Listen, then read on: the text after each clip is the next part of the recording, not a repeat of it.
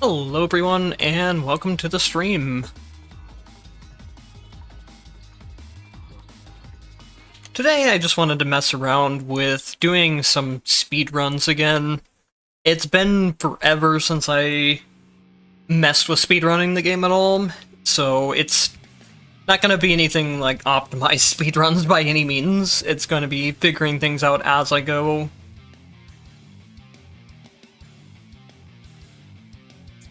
Hello Dave, welcome to the stream.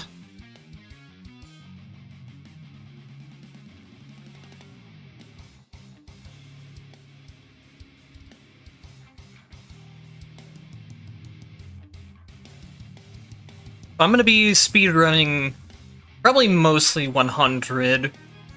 I might try to do a couple of Transcendence 100s, but we'll figure that out later. I don't mind doing Transcendence 100 speedruns on Lambda. It's other characters that gets a little more sketchy there.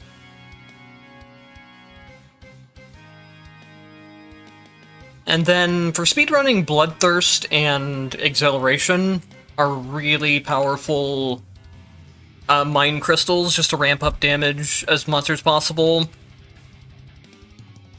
Optimally, you don't take damage during the entire speedrun, so you never lose these damage bonuses, but that's probably not something that's going to be too likely during today's runs.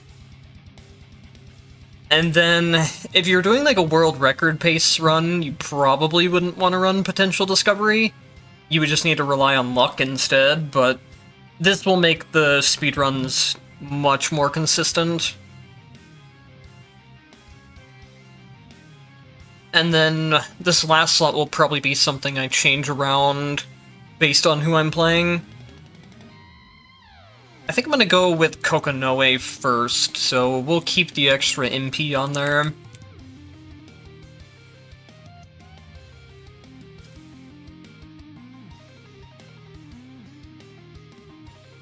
And then I don't have a ton of tactics set up on this account, but it should be everything, if not most of the things I would need for speedrunning. Sadly, there's not really a ton of viable tactic builds for speedruns, just due to the way that things work out. You're not able to really put together full, like, 5 red tactic builds or 4 tactic red builds, that type of thing. So you need tactics that are very good in small numbers. And then also a big thing is your tactics being able to clear out early stages for you really efficiently is important.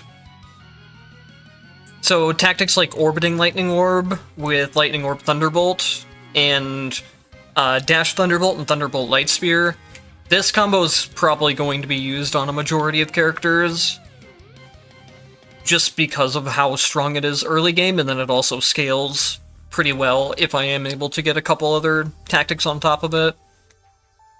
If you're doing really low entropy speedruns, summon Ice Spike with pretty much any Ice Spike upgrades, as long as you have the Freezing Spike where they can penetrate, is really top tier because of how low HP the normal enemies have and how many enemies that it will kill for you. Even on higher entropy, it's still pretty useful to take this as well.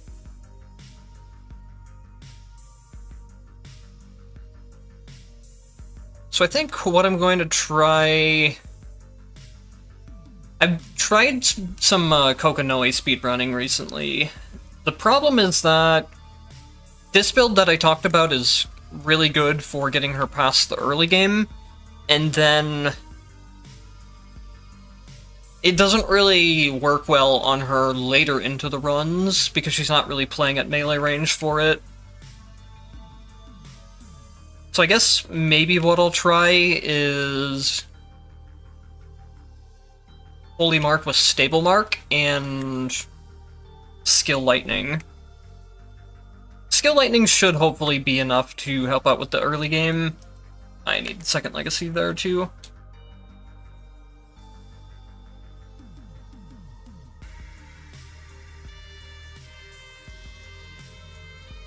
but we'll just have to see how this works out. If you're just kind of like speedrunning casually and trying to get a decent time, then speedrunning this game is pretty fun. If you're trying to actually optimize towards getting the fastest time possible, things become very volatile very quickly in terms of like what types of things are viable.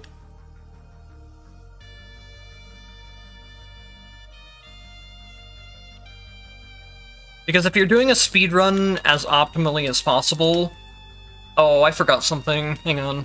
If you're doing a speedrun as optimally as possible, you're taking as few combat spaces as possible, which also means that you're stuck with a lot less potentials and tactics than you would in a real run. And another thing that's really volatile about speedrun min-maxing is that you have to set up your buffs and debuffs every single run.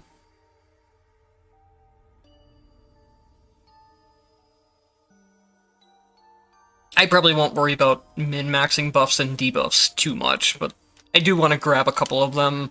There are some really important ones for characters that spend MP to clear out enemies, especially. You really, really want fast kill MP recovery. This buff is completely broken. And then I'll take kill streak speed up since it's here, and I won't worry about too much else. Oh, actually, MP recovery down is a good one. So one thing you can at least do if you're trying to grind out a better time is, once you set up your buffs, just go to the menu and copy your save file. And then if you need to reset the run, just copy this second save file back onto the first one. And that'll let you replay the run with all your buffs and debuffs set up still, without having to spend money on them each time.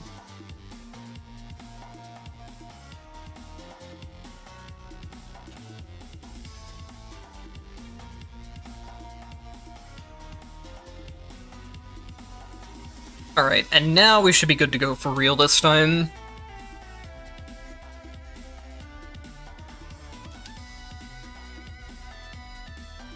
Another thing that makes the min-maxing speedrun times very, very volatile with this is that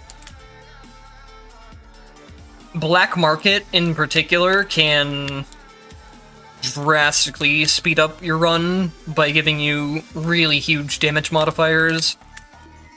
The tactic damage modifier with multiple red tactics is a extremely powerful one, and then the other one is damage per amount of exchange points that you have. That exchange point one especially just allows you to really skip out on buying a lot of the upgrades that you would need normally, since not buying the upgrades is being converted to damage anyways. That Black Market is just extremely powerful in general. If you actually like try to optimize your run around it, I've had runs where I've had like a 600% damage modifier, which is insane.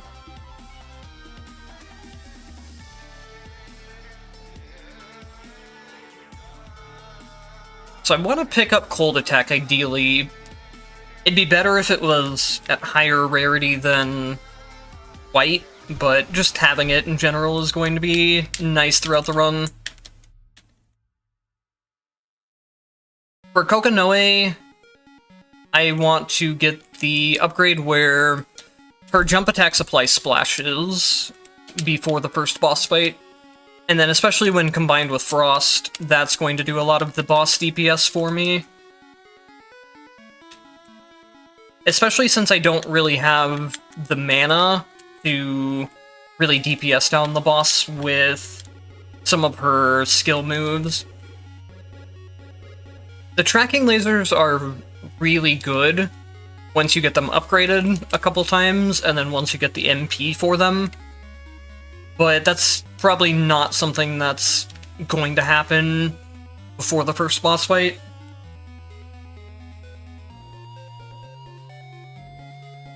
Yes, black market stuff won't carry on to boss rush.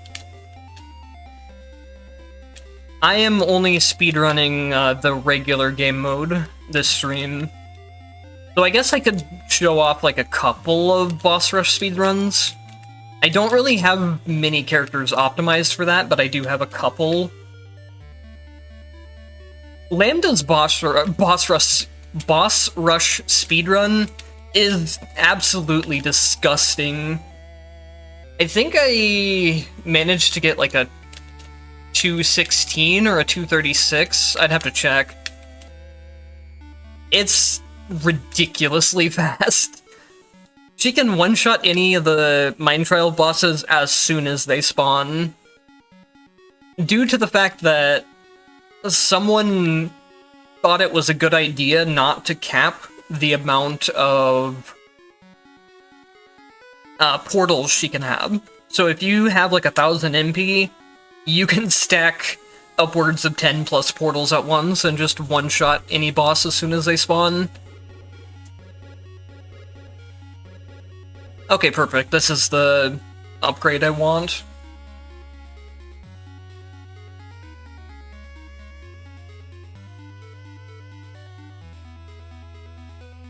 And then since I have Holy Marks set up, I can look for Summon Ice Spikes during this run. Honestly, I might even want to take Cold Chance when I'm doing, like, her actual speedrun.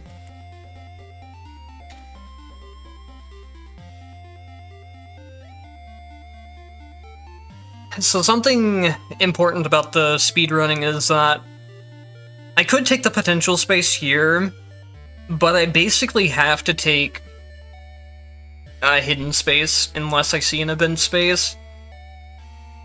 Unfortunately, this isn't an event space, but if it was, it would be a huge time save.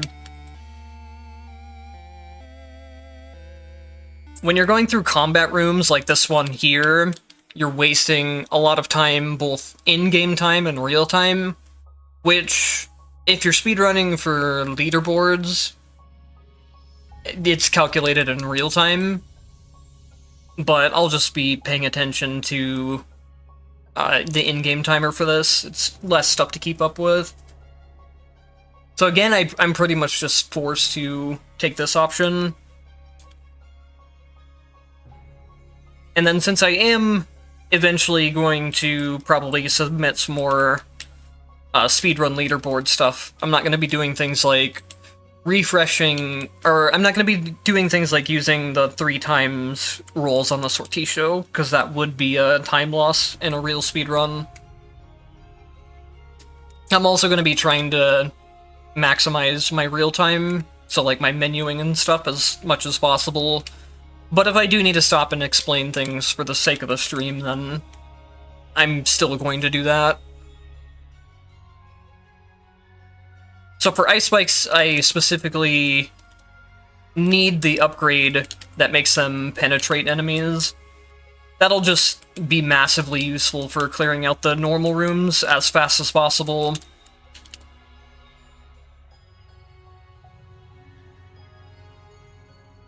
I thought he was gonna dash instead of doing that. I definitely could have just played more aggressively there, but that's okay.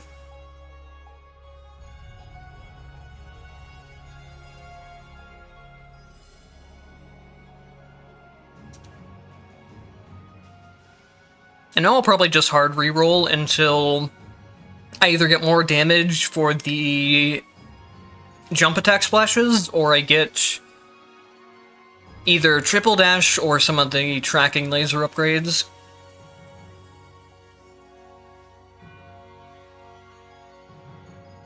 Three minutes isn't too bad for the first area clear. At least in like Kokonoe terms.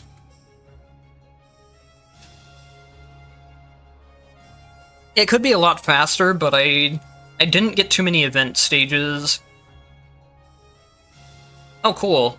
Let's see. I'm gonna be getting one red tactic, I think. I could potentially get two, depending on what tactics I take, but I think just grabbing the exchange point damage is probably better here. And then, instead of going for legacy tactics, anything in the legacy tactics slot, I will just be selling any other tactics I get to feed that damage modifier.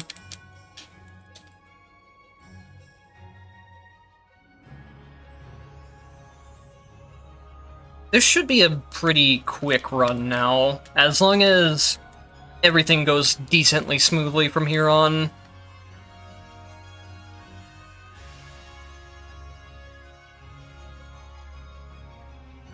When I was doing some testing the other day for Kokonoe's speedrun, I got around an 8-minute run, somewhere around there. It was somewhere between 7 and 8, I don't remember exactly. So if I can get somewhere around there again, I know I'm pretty much on the right track. But I feel like the tactics I'm running might be too slow in terms of how fast they clear out the Stage 1 normal rooms. But we'll see. Yeah, as long as I don't get one shot, especially with how much HP I reduced from that black market. I don't ever need to worry about taking any chip damage, I only need to worry about getting one shot. Because Ragna's second legacy skill is disgustingly broken on Kokonoe in particular. Well, I said I might not pick up legacy tactics, but let me check something. I only need the one single legacy lightning impulse. So it's worth picking this up. Assuming I get a couple more tactics for Frost, I can get a red tactic that will upgrade Frost first, which will be a significant damage increase.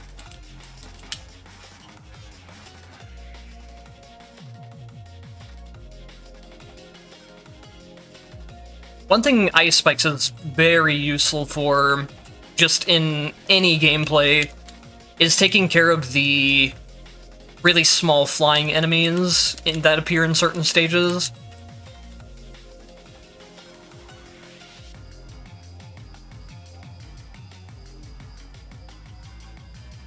And then Ice Spike Mark should make the clearing a lot faster now.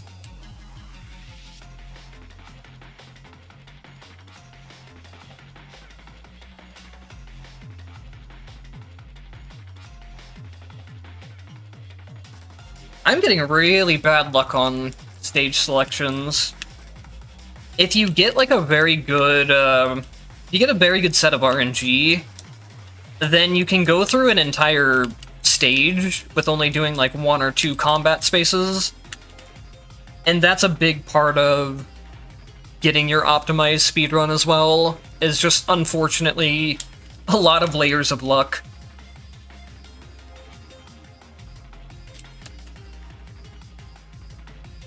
I always enjoy doing like the theory crafting parts of what build or what tactics I take for the run and what potentials I take in what order.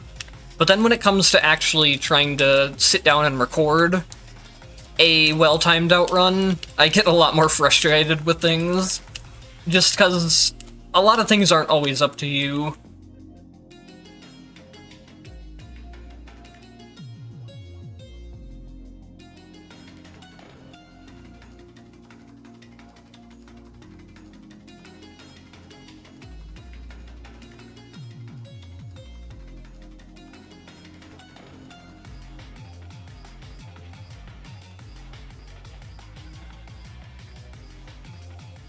The one good thing about having all these extra combat spaces, though, is that the boss fights are going to be significantly easier and significantly faster, just due to actually having a real tactic setup and some pretty good start to potentials as well.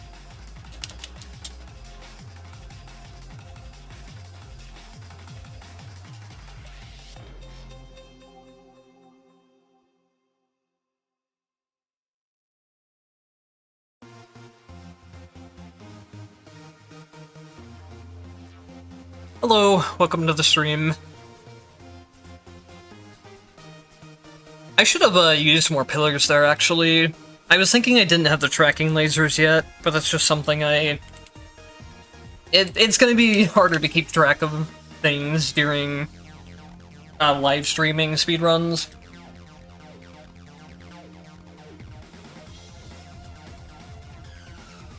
Trials are really weird in the speedrun as well. There's a couple of them that could be extremely good, like the one that gives you MP back on combo count. But the fact that the trial numbers don't count down if you're doing non-combat spaces. They only tick down in combat spaces.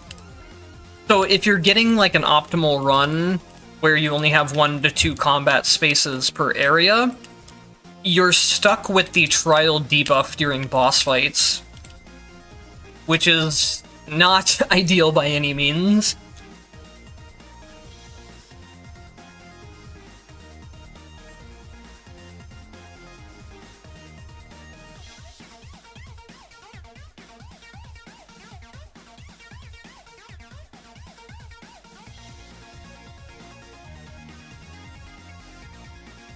Finally, I'm getting a good area. I don't know exactly how the stage generation works anymore. I had sat down and like spreadsheeted out stage generation for a bunch of different runs and had basically figured out most of the rules of how it worked. And then they patched it. Those assholes. Patched the stage generation entirely, and none of the rules are the same anymore. There's always still the rule that the stage right before the boss fight, the first selection will be a exchange space. So even though this is hidden at the top here, it's always an exchange space. That's the one rule that is very consistent now. But other things don't feel as consistent as they used to be, rules-wise.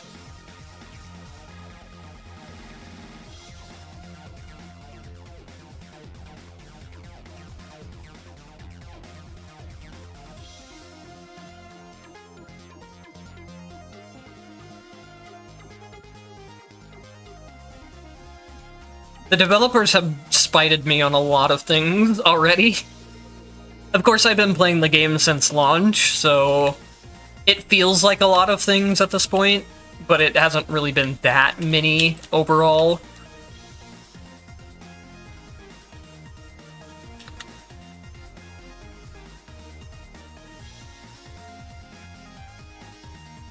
There's been multiple cases where I put out a video talking about a certain thing, and then it's patched within the next couple of days. And I'm like, well, damn it. Now the video is either outdated, or I have to make sure I go back and put a comment on it saying, oh, this doesn't work anymore. I'm being spied on, I swear.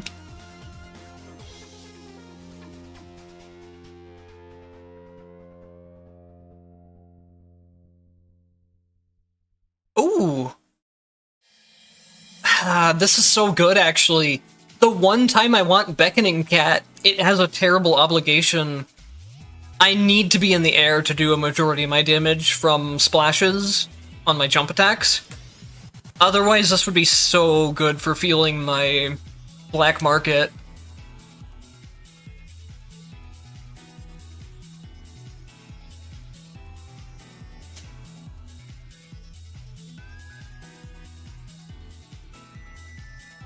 Can I do this? I have 300 MP, and I have Noelle Legacy. This is such a big risk, but who cares? It's either I now have infinite mana, or I run out of mana once and I'm done for the run. But like I said, with having Noelle passive as a legacy, or not Noelle passive, but Noelle's legacy skill, I'm a lot less worried about it.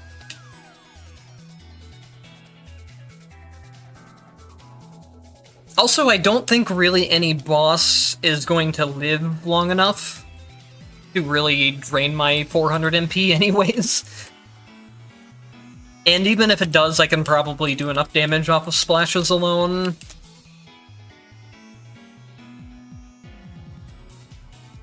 I do need to make sure not to die, though, but as soon as I use Ragna's legacy skill, and I have either, like, splashes or lasers hitting, or both, I am basically just going to get a full heal again.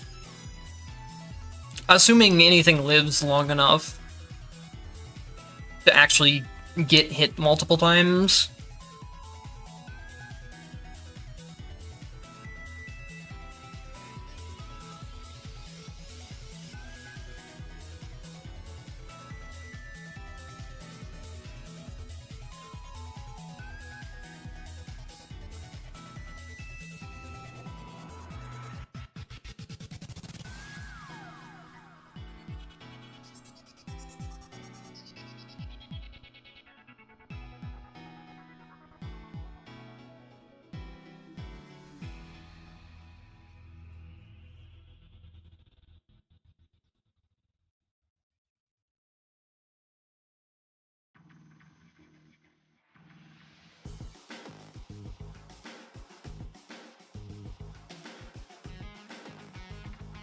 Let's see, I have splashes fully upgraded, I have blazers fully upgraded.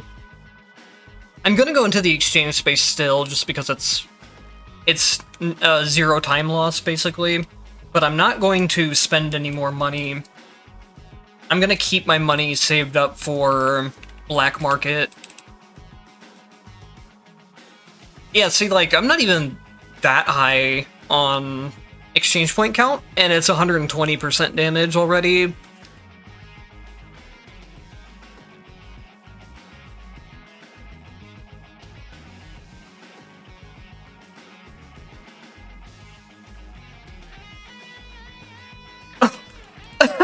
Did she get stunned in midair, or did I just not see her fall at all? Her falling animation might have gotten covered by the lasers. Was she getting hit in midair there? I couldn't tell. I've actually never thought about trying to hit Oreid off-screen. Non is pretty easy to hit off-screen with certain attacks while she's in her laser phase. But I've never tried it with Oreid before.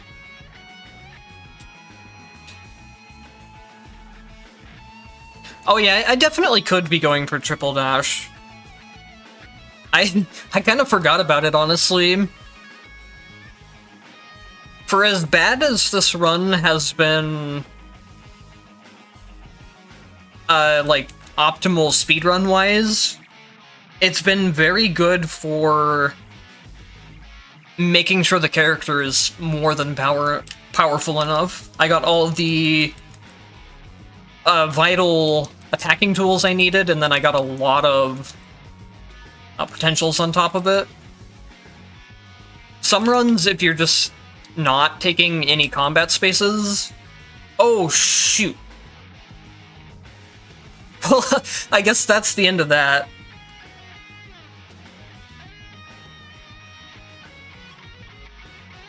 That would have been a sub 10-minute run if I paid attention to the fact that Kokanoe's continuous dash does not have iframes, or continuous dodge frames like Rachel's does. I'm too used to Rachel, and I was counting on that. But that's fine. That is just gonna be what happens. when I'm speedrunning and taking black markets that reduce HP that heavily. Completely avoidable and completely my fault, but it's fine. I fully expect a lot of these runs to just crash and burn like that, just due to how volatile speedrunning is. So speaking of volatility in speedruns, you're about to see the most, Berserker mode Ragna that you'll probably ever see. What you do in the Ragna speedrun is really goofy. I wonder if I should actually... It might be worth taking max HP. The more max HP I have, the more I heal back, which would provide a little bit more safety, since I'm not trying to actually min-max run timers.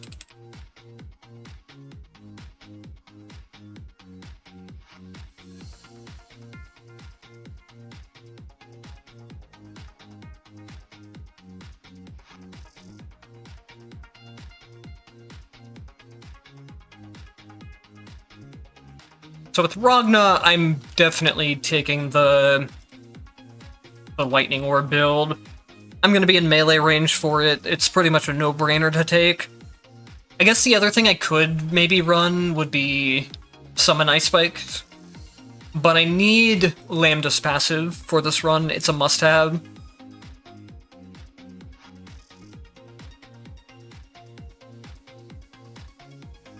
And then I guess I can't take Noelle.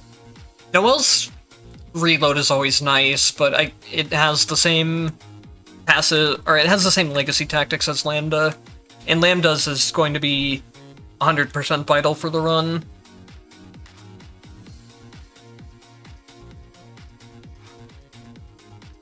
So I think this will be fine.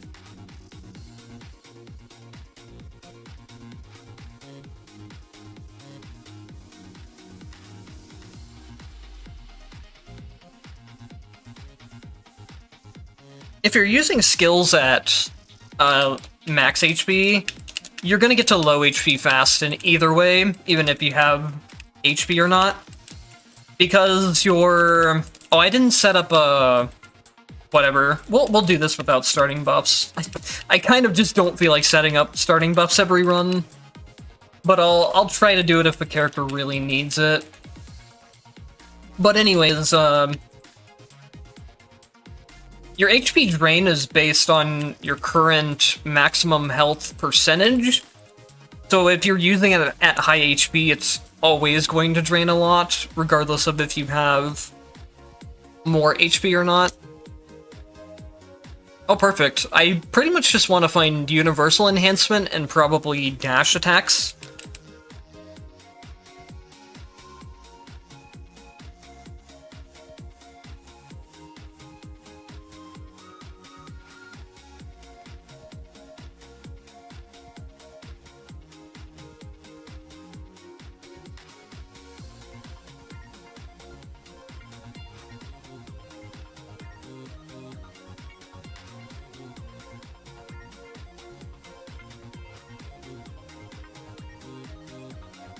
So the reason why Lambda passive is basically required for this, and why...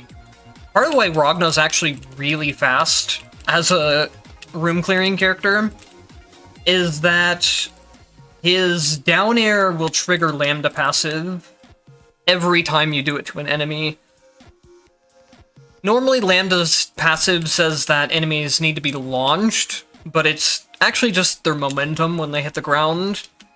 And Ragna's down air apparently slams him into the ground with so much force that it will 100% of the time trigger Legacy passive, or Lambda's Legacy passive. So if you do this, you basically just have infinite MP in any normal room. I want the upgrade that allows dash attack to deal damage multiple times. If I get, like, larger range on Carnage Scissors, that's also fine. Universal enhancements are also good. Black Onslaught's probably also worth taking.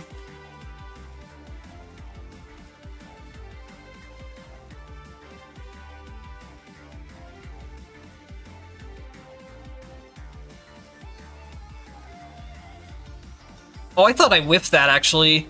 It looked like the enemy died too quickly. But yeah, there's... Due to the way that they've just coded Lambda's passive to work, there's a couple of very specific moves that can take advantage of it this way. Lightning Impulse is probably a good idea. It's easy to apply to a lot of enemies, though if I just want, like, raw damage, going down the Rend tree would be better.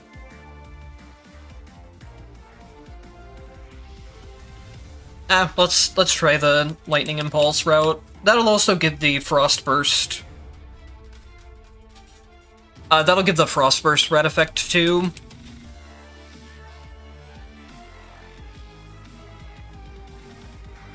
The other move that I know of that can trigger Lambda's passive this way is... It's like the third combo hit of Jin's Sheath-timed normal attack string. It's one of the combo hits of Jin's Sheath attacks Sheath attack normal combo string.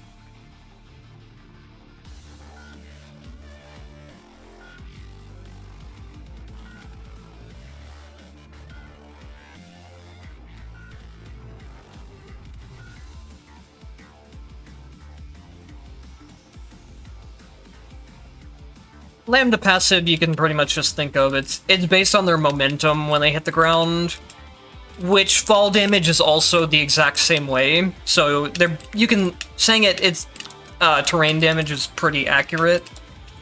The weird thing is that Ragna's down air doesn't actually trigger fall damage, but it does trigger Lambda passive. But yes, in most cases, if they're taking fall damage, they're also triggering Lambda passive. I really misjudged his HP there at the end. I thought he was a lot closer to death than he actually was, apparently. The other thing I can go into for Ragna is getting both Heavy Strike upgrades. Heavy Strike becomes really strong with the down attack version of it in the hidden effects.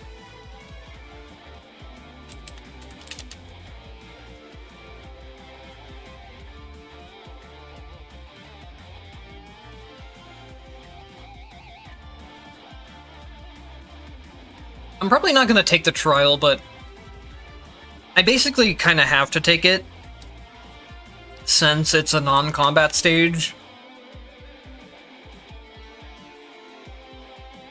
That I do not need at all. That's honestly, like, it's a way worse version of just having Lambda's passive. The one where you restore MP on combo count is good, but the kill streak one is not worth the amount of MP you get out of it.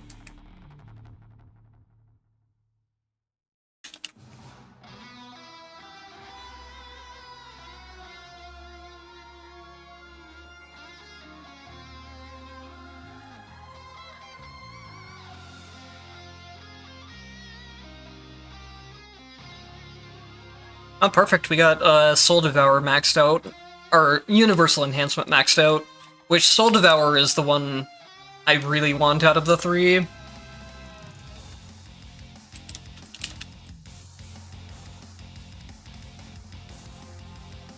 If I was thinking about it, I should probably take... the Mind Crystals that give an escape death, and then give invulnerability, if I want to just, like, be able to consistently finish these runs. That would give me, like, a... If I accidentally mess up like I did during the Kokonoe one, it would give me more of a buffer But I might do that after this. I'm not too concerned with min-maxing the times today.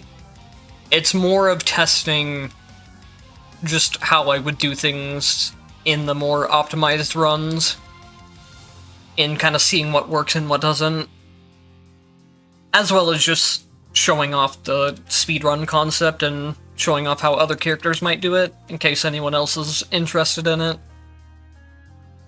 I would really love to see more people speedrunning this game. The speedrunning boards are pretty bare right now, especially because a lot of new categories recently went up for like Transcendence and different categories. So if you wanna say you have a free world record like I do right now, you can go world record in a lot of the categories that don't have a run yet. I technically have a world record in the boss rush mode right now, but as of the last time that I looked, I was the only one that had ran it so far.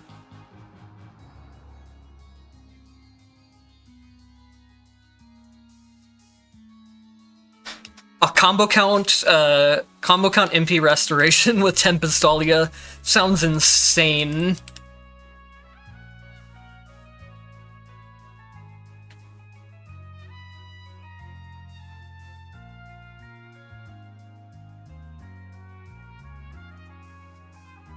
Technically, even the boss rush speed mode, or the boss rush speedrun, is basically a free world record right now, even with my run in there. If you set up an optimized lambda for it, you can beat my time with basically no effort, because I speedran it with Icy.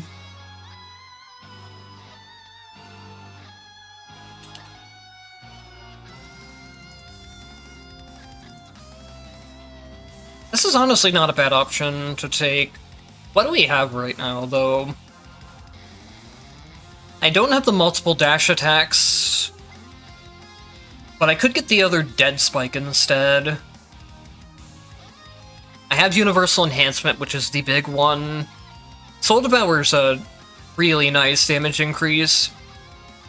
So I guess triple dash would be fine here. Multiple attacks are fine. Yeah, let's go with that for now.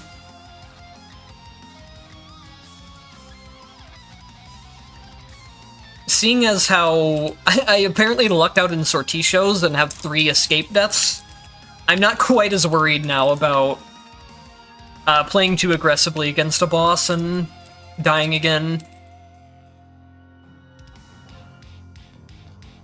Well, I say that as I take needless damage.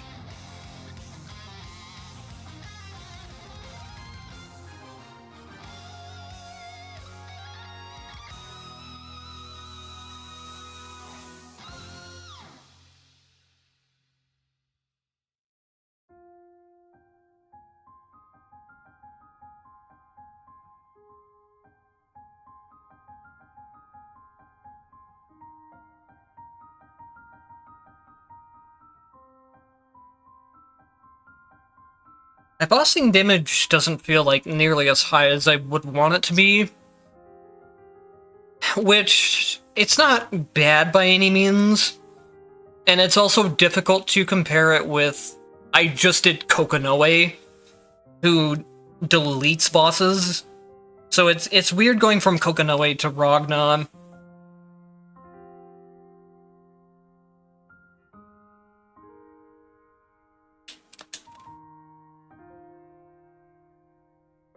Oh, we got MP again. I don't technically need airborne attacks, but I would probably like to have them. I also don't have the MP buffer that I did like last time. I should have actually probably refreshed those, but I'll save my refreshes for Black Market, I guess.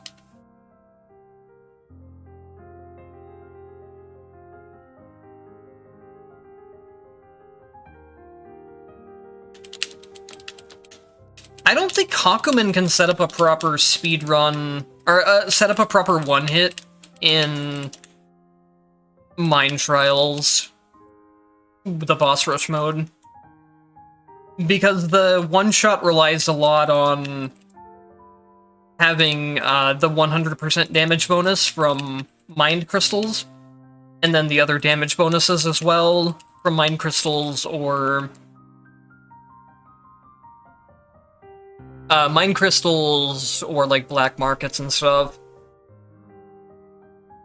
I haven't really tried to optimize the Hakumen build that much, but I don't really know how you would optimize it more for boss rush either.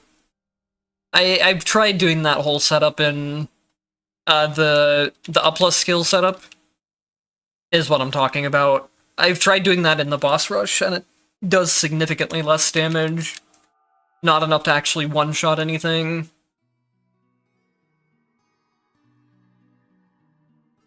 But I do think Hakumen definitely has high potential for being able to clear the boss rush quickly. I think most characters can at least get a sub 5 minutes. Honestly, probably any character could get a sub 5 minutes. Getting below sub 4 is where things become a lot more sketchy. But I think that's also possible on a lot of characters.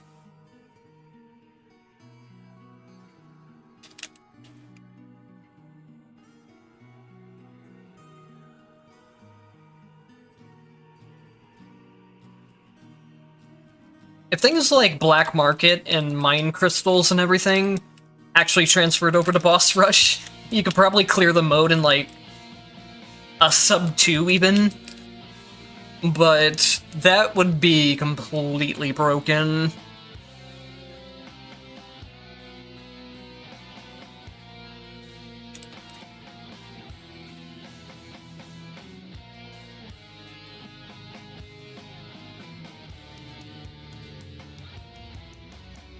Especially considering of just how broken the Lambda speedrun already is.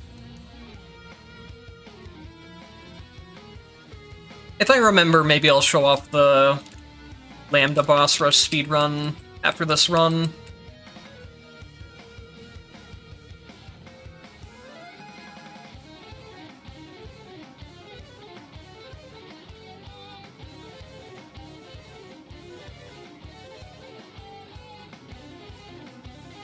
Oh, did we hit 1K? Wow. I wasn't sure if I was actually gonna hit it to stream or not, since a lot of times people that come to the live streams are people that already watch. That's awesome. I will never get used to the fact that there's 1,000 people following me. It's really crazy to me. Let me see if I can do something real quick.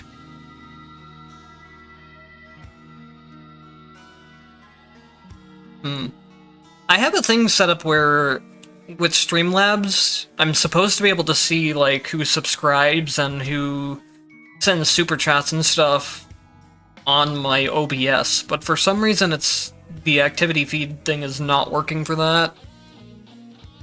So I can't really check if people that are in the stream right now have subbed.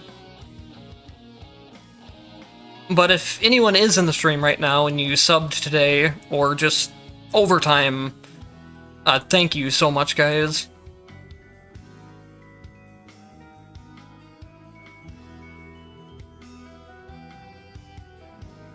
The reason why 1K is such a big deal, and why I've kind of been pushing towards asking people to subscribe more, even though I really don't like doing that, is that 1K is when you can actually start making some money off of the ad revenue that YouTube runs with ads. I'll have to see how much control I have over things in terms of, like, I don't know if I can control how many ads get put into a video, or if that's just YouTube automatically handles that. But if I have control over it, I'm definitely going to keep things to a minimum there. We're not gonna roll, like, mid-roll ads every 10 minutes on the videos or anything. So not too much should change from your guys' perspective. It's just a big deal for me.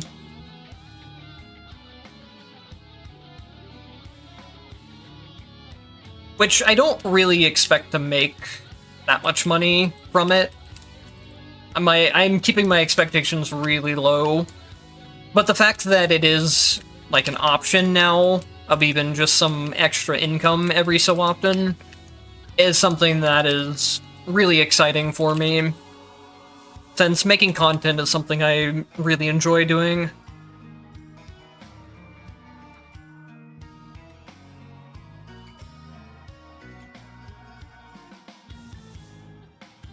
Yeah, thank you guys for the 1K subs. Let me run a mid-roll stream ad right now to celebrate.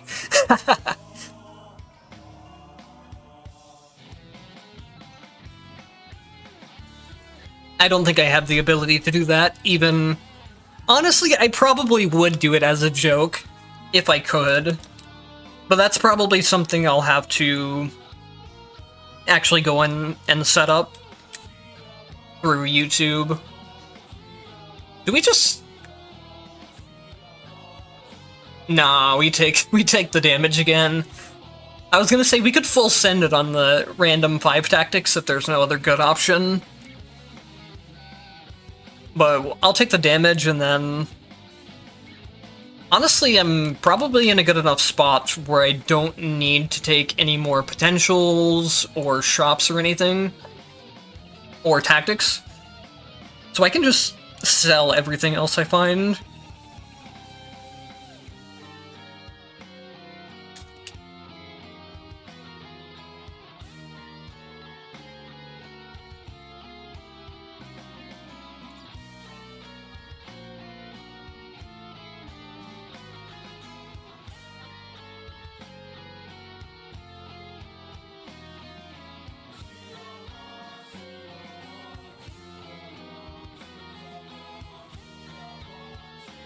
The thing that I hate about, I mentioned that I don't like asking people to sub or reminding people to sub.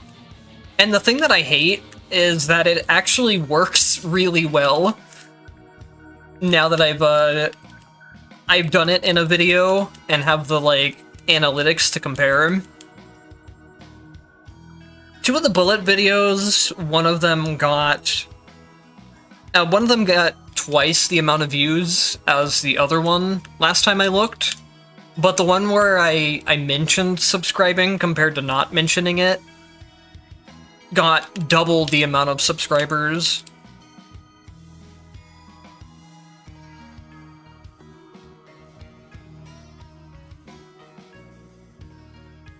So it's like, I've always not enjoyed doing that. And now that I know it works, it's even more frustrating. I don't know, it might be something I just have to bite the bullet and do. It's just kind of been the way I always have been as a person. I don't really ask for help too often. So it's not something I'm used to or enjoy doing.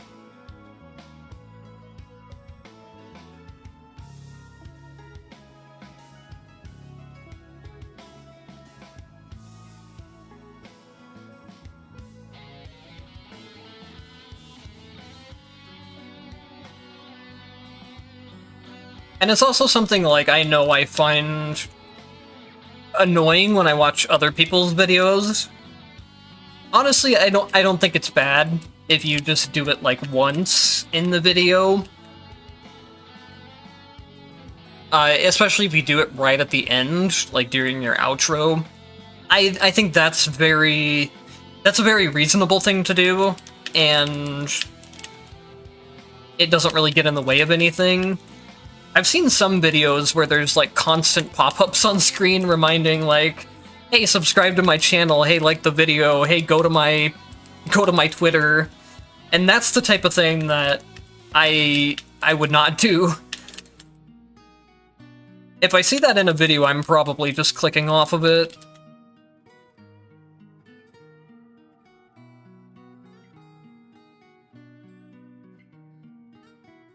I don't blame anyone for doing it, since, like I said, that type of thing apparently just does work, but it's not something I would want to do, even if it gives me less subscribers and stuff.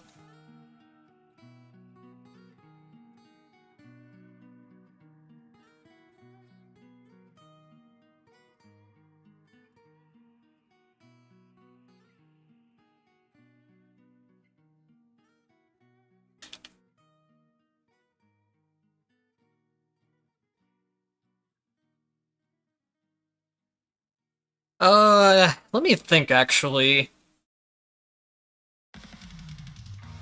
I don't know how the math works out, and putting me on the spot to make me do math is not a good thing.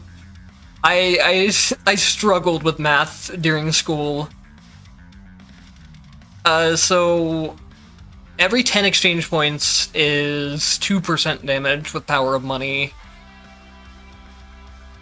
And then I think selling a potential is 60? Or is it 80?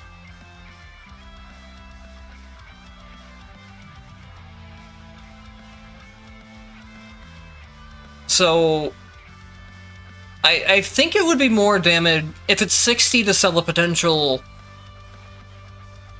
then you would still get more damage out of taking potentials, yes. Assuming I did my math right, which is, do not quote me on my math. You guys can figure that out yourselves, and let me know.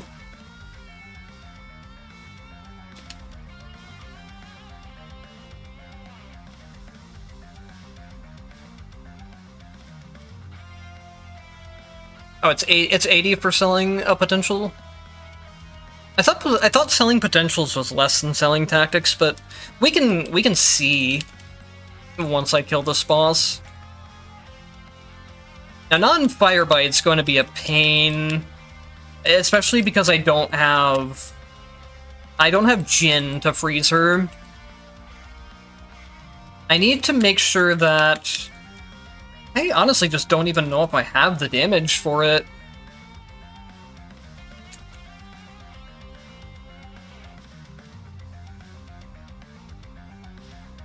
But I need to ideally burst her down when she's in the stun state. That way I can skip her whole laser phase.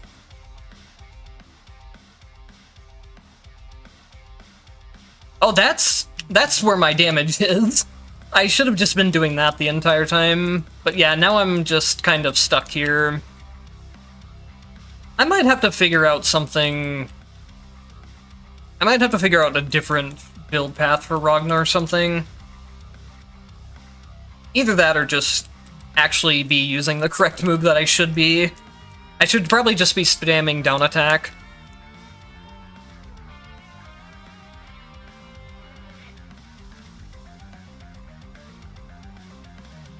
Okay, yeah, potentials do sell for 80. You guys were right. So yes, that sounds...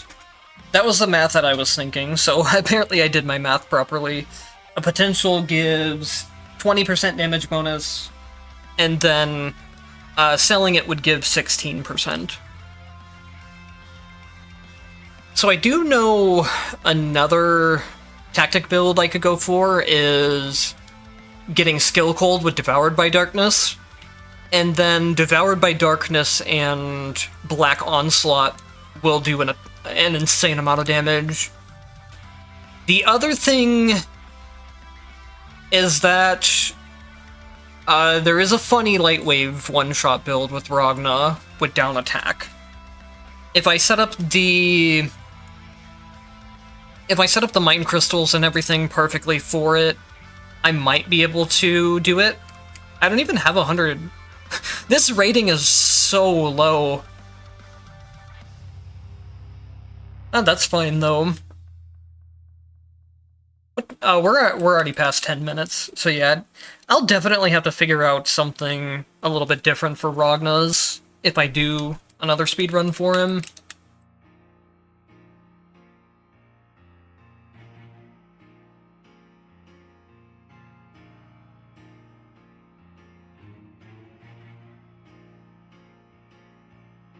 I know that the strategy in lower entropies used to always just be spamming the dash attack with the multi-hits and then using frost on it. But that might not be something that holds up to high entropy.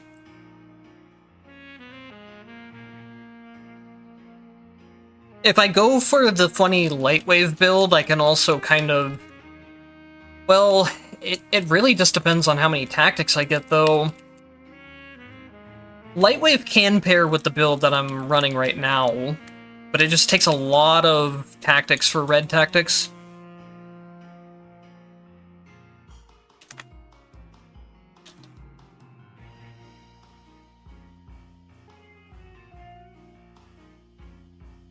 Honestly, as long as I have something for...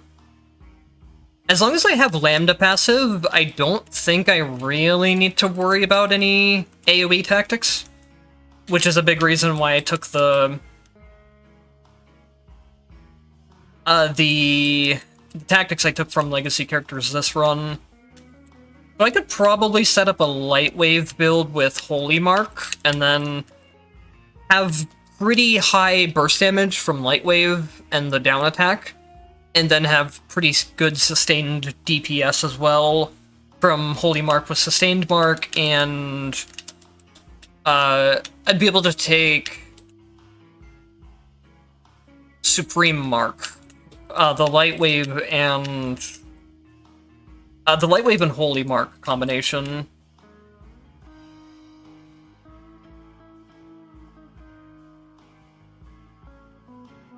Yeah, I'll definitely have to do something to get the boss killing to be way faster.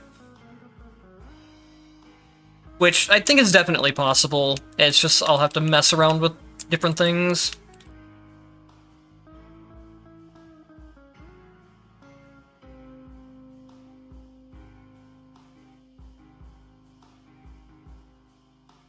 Lightning attack might not be a bad idea. That helps with the... it would help a little bit with room clearing, I guess. Room clearing I basically just delete with Aerial Carnage Scissors, so I don't have to worry about that too much.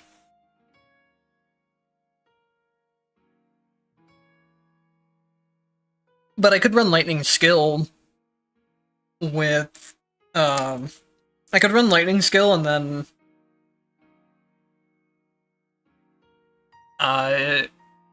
Light Wave on attack if I needed to.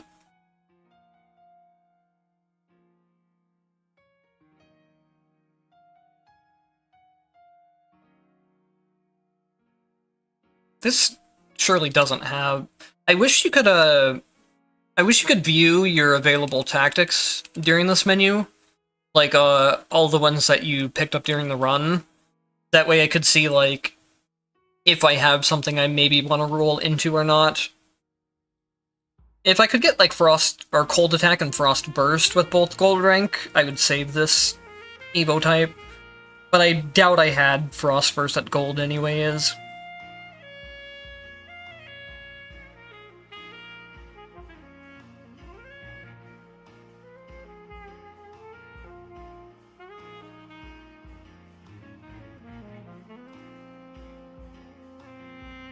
I'm definitely gonna have to set up a lot more tactics on this over time.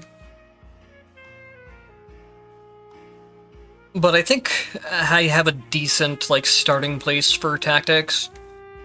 The problem is there's so many tactics in the game, and then on top of that you have to think about having those tactics on multiple Legacy characters, in case you want to play that character or combine specific things. It's a mess if you ever want to optimize into having the correct Legacy tactics and characters every time. I hope they change that whole system sometime, but I don't know if they will or not.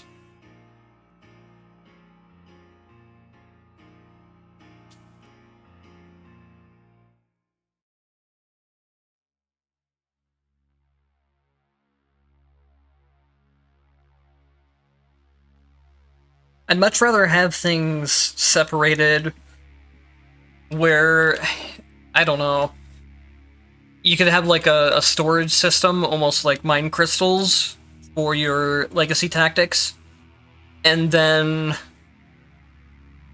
you could just pick which ones you wanted to take before the start of the run.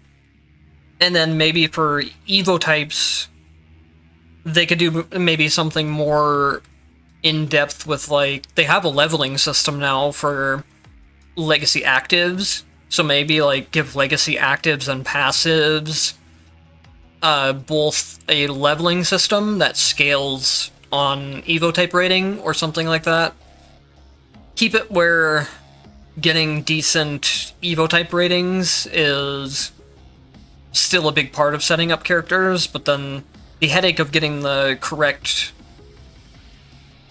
legacy tactics and having duplicates of all the tactics isn't such a headache. So let me see. I would assume my speedrunning, or my optimized speedrunning lambdas on this account.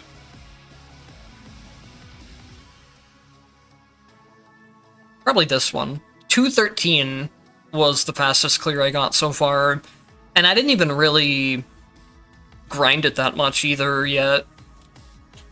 My previous best, before I had a lot more knowledge on the game, was 241, and then somebody beat that. I don't remember how low somebody else got the record, and then I beat the record again with 213 here, but I didn't record that run anyways.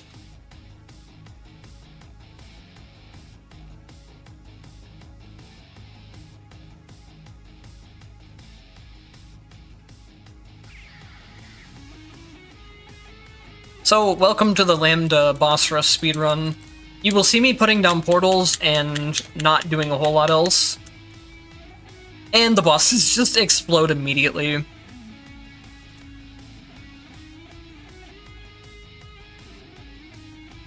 And then between rooms, you can...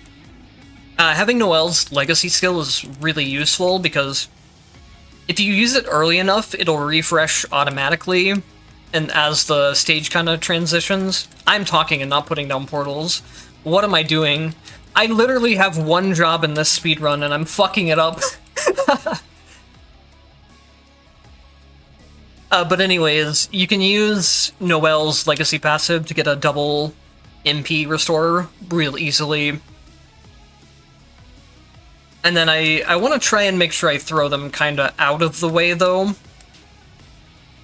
Because if Black Hole Slow interrupts certain animations, like, I think it would work on Sweeper's intro animation. It can stall out enemies when they're invulnerable, basically. So I want to try to make sure to at least throw them out of the way as much as possible.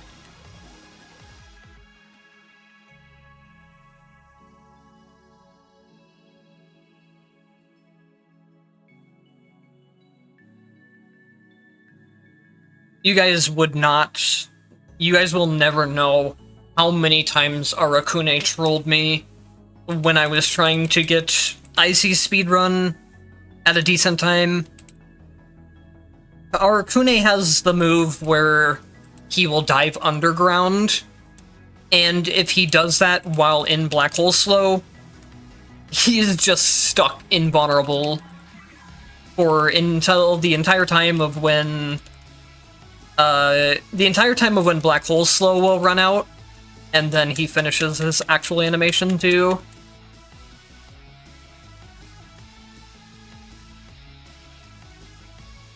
The 241 with almost no tactics, that's just a Lambda moment. I think Lambda's the best character in the game. If you're considering, like, perfectly optimal conditions under everything. All she needs to win the entire game is a decent MP pool, which you can get from mine crystals, and then you need portals plus the ability to put multiple portals down. And the portals just do everything for you. And nobody can really touch Lambda's times in both the boss rush and the actual normal runs. I think more characters stand a chance in boss rush than in normal runs. So here, for example, is like, this is one place where I can actually technically mess up the speedrun. If I'm paying any sort of attention, that's not going to be a problem, but the one, like, sort of tech is that I do need to make sure non-Firebite is in Black Hole slow. That way she doesn't go into her laser phase.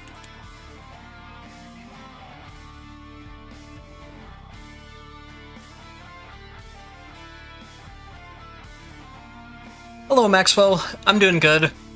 Really surprised and excited about hitting 1K subscribers. I was thinking we could probably do it during this stream, but I wasn't sure if it was going to happen or not. The thing is, Lambda does not even need 600 mana. In the boss rush mode, yeah, you definitely want as much as possible. But you can do something like, you can go into Transcendence and upgrade Noelle's Legacy passive, or Legacy active, to heal, like, I want to say it's like 180 at max rank. So the barrier of entry isn't as high as, if you want like a really optimal time like this one, then yeah. But there is ways of getting around that MP cap. And then during normal runs, having 600 MP is also overkill. After this, I might just do a 100 Transcendence speedrun with Lambda as well.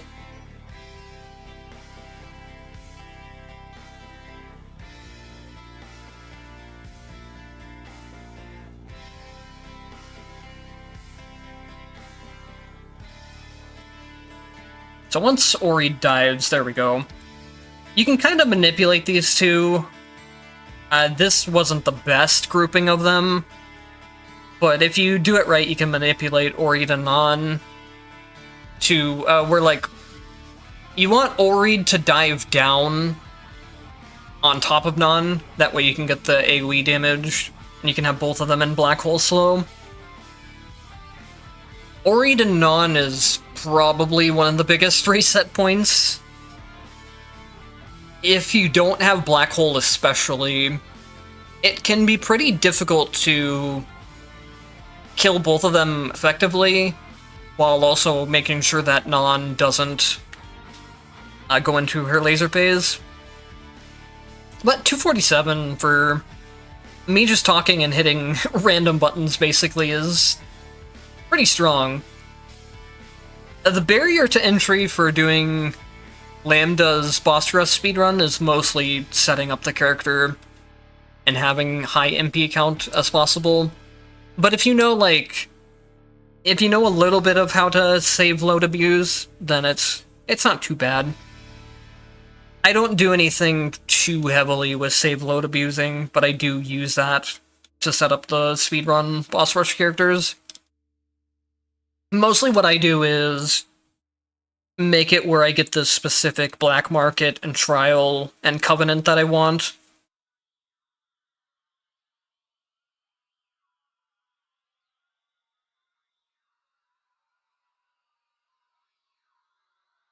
What character would I want to see next?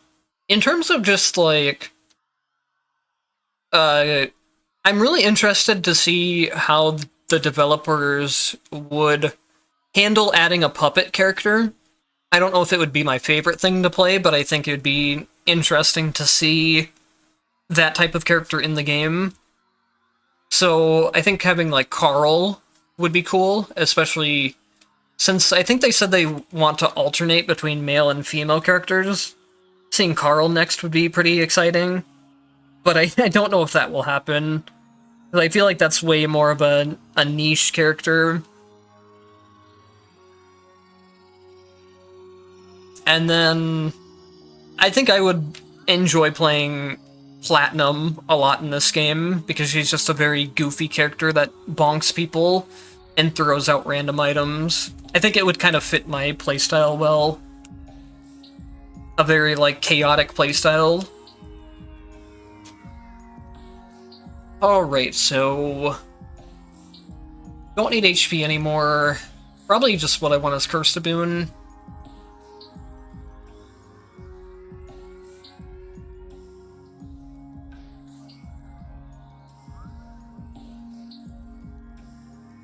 Oh wait, I said we'll do 100 Transcendence.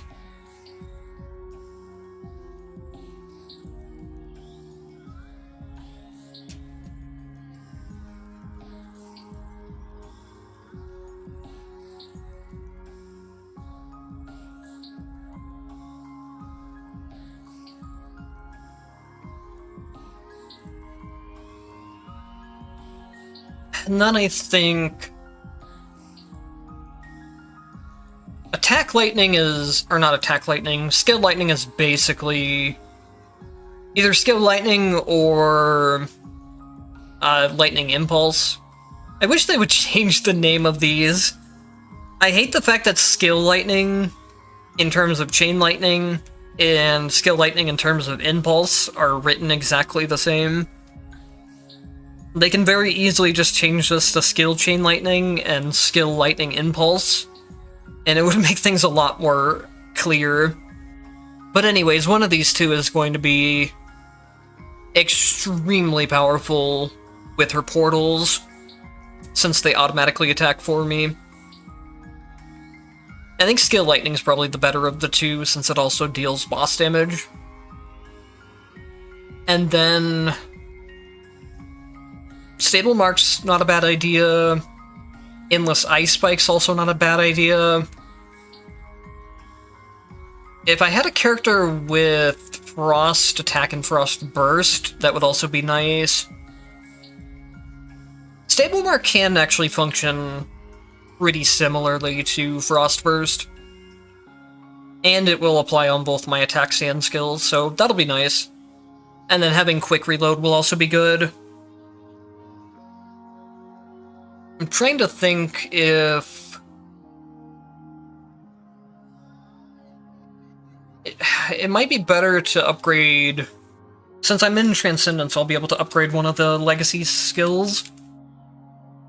I don't know if it'll be better just to upgrade Ragna's for extra damage, or upgrade Noelle's for extra MP. Because extra MP does mean more damage as well.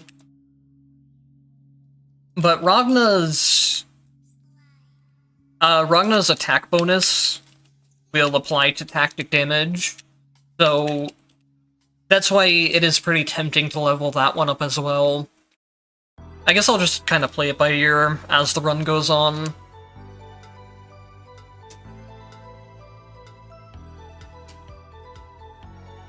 So there's a lot of builds that Lambda can actually go. I think you could honestly even... With me having Holy Mark and Stable Mark, I could probably even go a dash build, where my dash attacks deal damage. Otherwise, there's Heavy Strike builds, as long as you get the hidden effect for Heavy Strike, and then Universal for more attacks. The heavy attacks will shred anything you put against them. And then what you need for that build is Corsair Saber for the hidden effect. Overall, Luminous Slave is by far the best thing for clearing out the normal rooms fast enough. Especially since I have Skill Chain Lightning. The problem is, it's not going to probably deal as much DPS as the Heavy Strike build would on the first boss fight before I'm able to get more MP stacked up.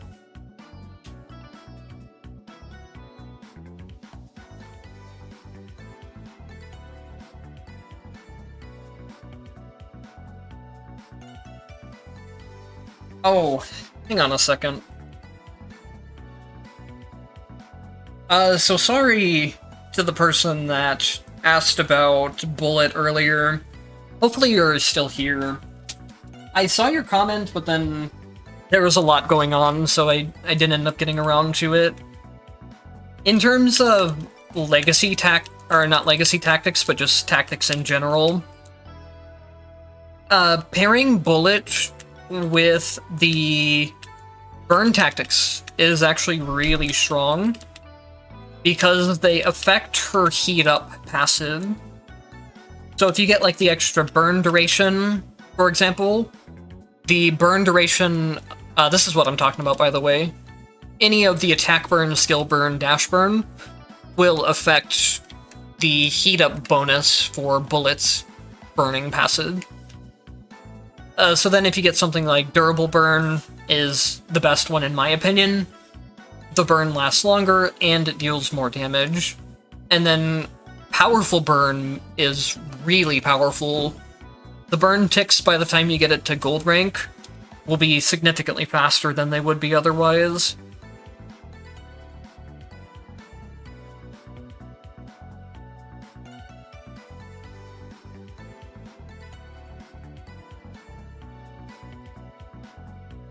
Give me a second, chat.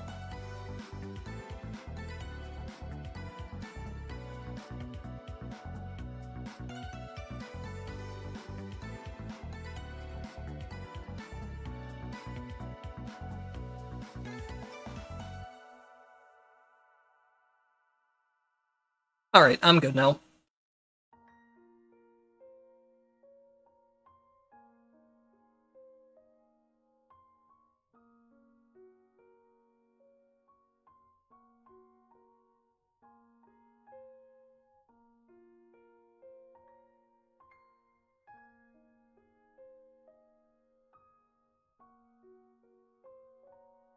Not picking potential spaces and stuff.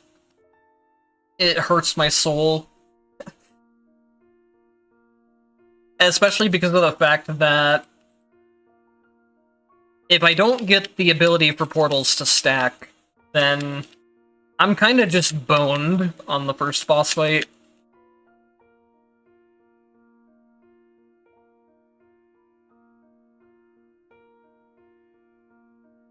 Resetting on stage 1, if you're going for record times, is a very real thing.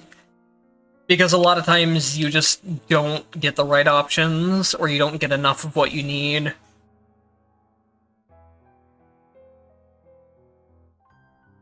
Which, it's really hard to balance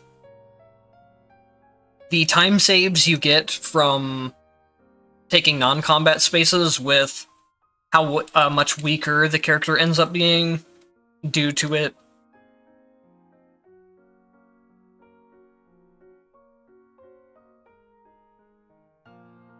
Mark Resonance? Do I mean, it's not bad.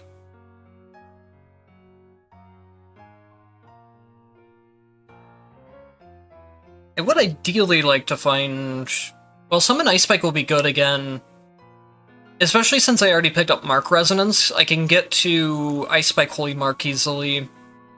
So yeah, that's actually a good line there. Please give me... I need a potential... At this point, it's gonna have to be on sale.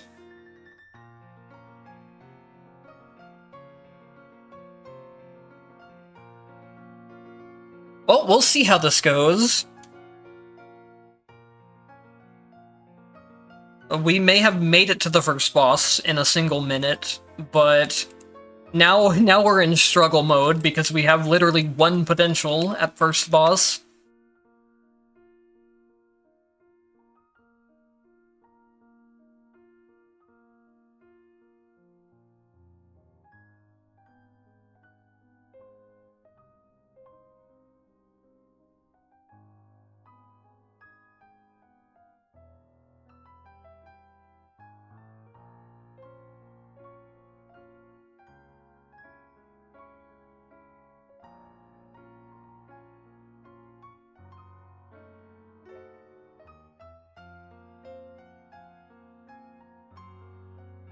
Oh boy. I love Lambda gameplay. I could be doing way funner things like these combos, but it's just more optimal to spam jump attack, I'm pretty sure. It might be worth using skill damage as well.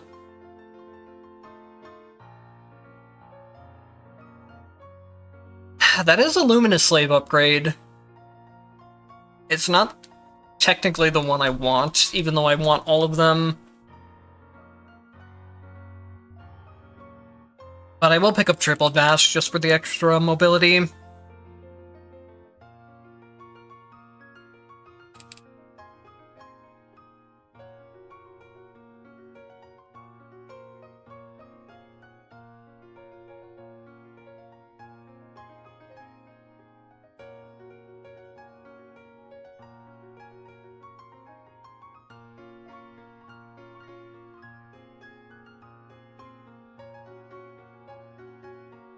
So to explain a couple things speedrunning related for the people who weren't here at the beginning. Basically, the premise of the speedrun is you want to take as many non-combat spaces, so stuff like events, sortie shows, shops, that type of thing. You want to take as many of those as possible, because they don't reduce in-game timer at all, and they're very quick in real time as well. Which, if you're submitting for a leaderboard run, you would be keeping track of real time. So basically, the premise is have as strong of legacy tactics as possible, and then know a very optimal route of potentials for making your character strong enough to be able to kill the bosses and clear out the rooms effectively, while being much weaker than you would in a regular version of the run, just due to a lot of the upgrades coming from either directly coming from combat spaces themselves, or the combat spaces giving you money to use on like shops and stuff. Your basic speedrunning is basically like playing the game on poverty mode, I guess. Not only are you trying to clear way faster than you would on a normal run, but you're also considerably weaker than you would be in a lot of cases.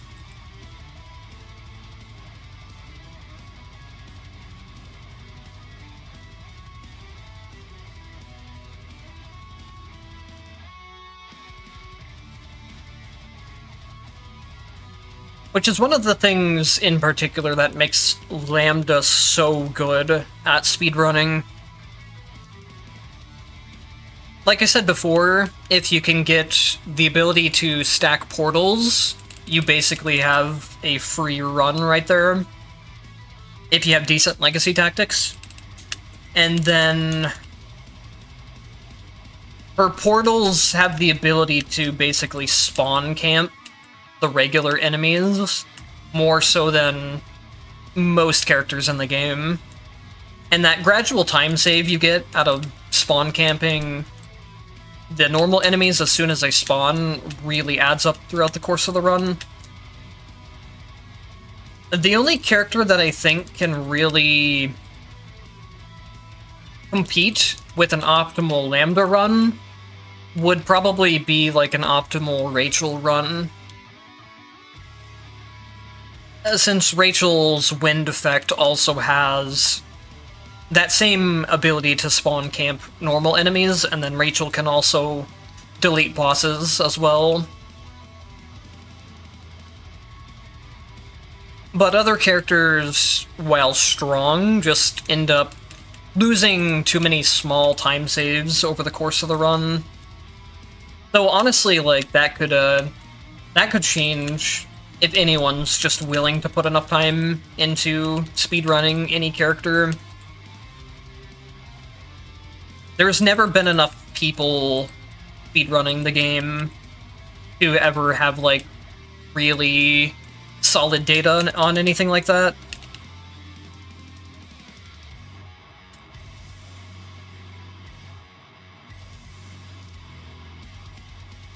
We're in really bad shape still, honestly. we're getting great luck in terms of having non-combat spaces, but the fact that I don't have the potential that I need is slowing down the boss fights really massively.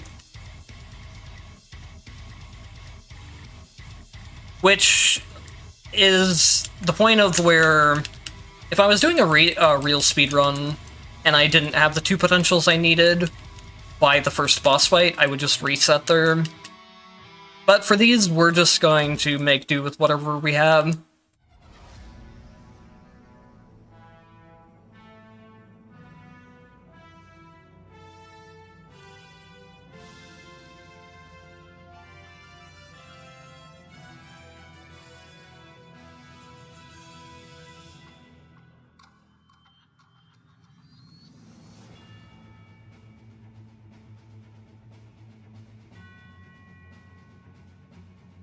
At this point, I almost could have put together a lot of the heavy attack build.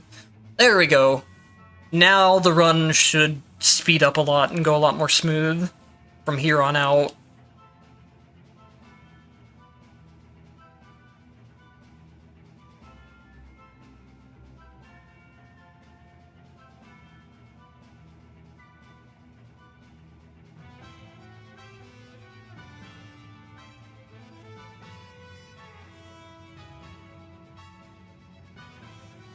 Now here's the question, do we get lucky on the black market again? I legitimately don't... Oh, there we go. I legitimately don't need any more tactics, so I can sell all the rest of them.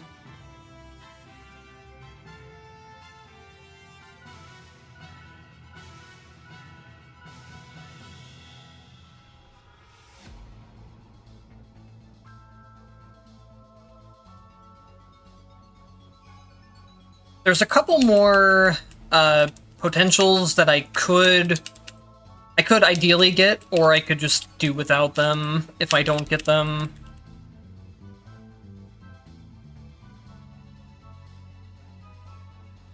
I could either go for the heavy strike build, or I could set it up where triple jump will spawn portals if I get that.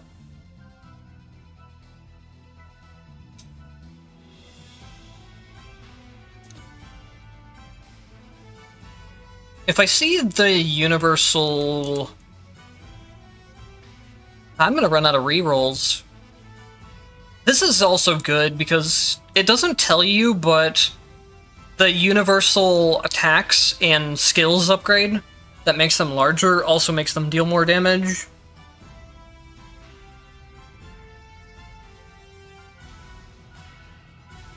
Hello, Lily. Welcome to the stream.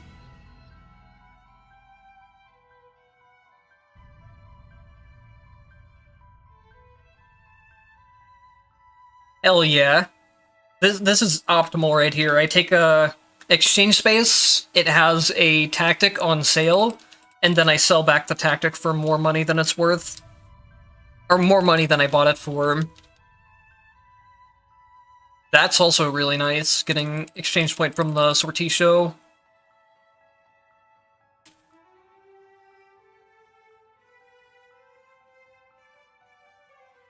I wonder what this run will be, assuming I don't lose it. Considering how bad the first two areas were, I'd be kind of surprised if it was sub 10 minutes. But I think it is still probably possible.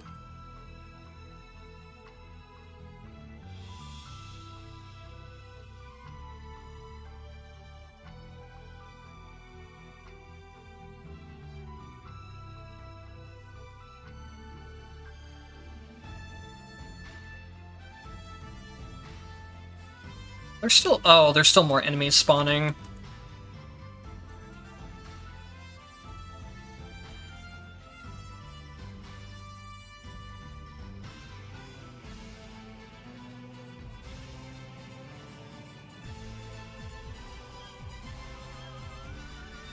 still feel like my clearing speed is really lacking.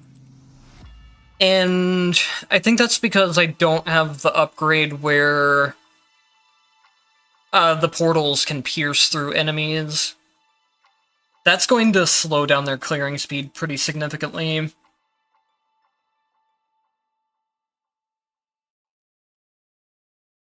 So I guess maybe what I said about Lambda being able to clear extremely effectively at 2 potentials was a little bit off. You probably need at least 3 or 4 to get more of the portal upgrades.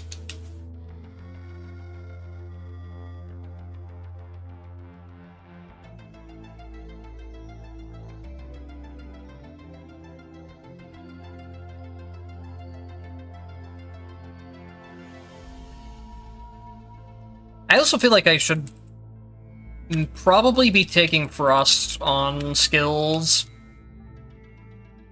Chain Lightning is what you take in the lower entropy runs, just for how efficiently it clears out normal enemies. But my bossing is way too slow with it.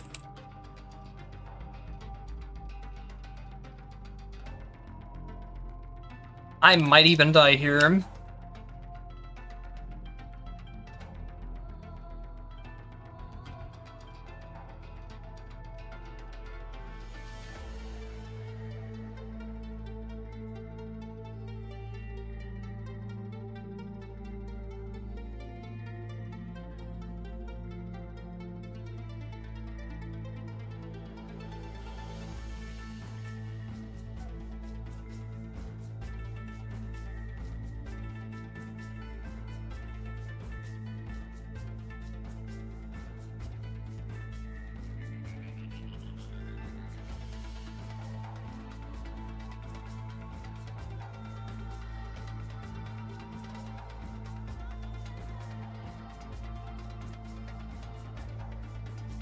So I'm trying to think if there's anything I can really do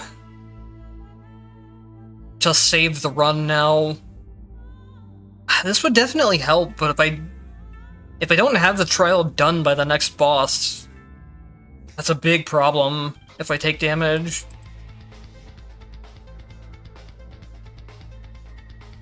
Maybe if I just get enough exchange points throughout this area, I'll have the damage I need.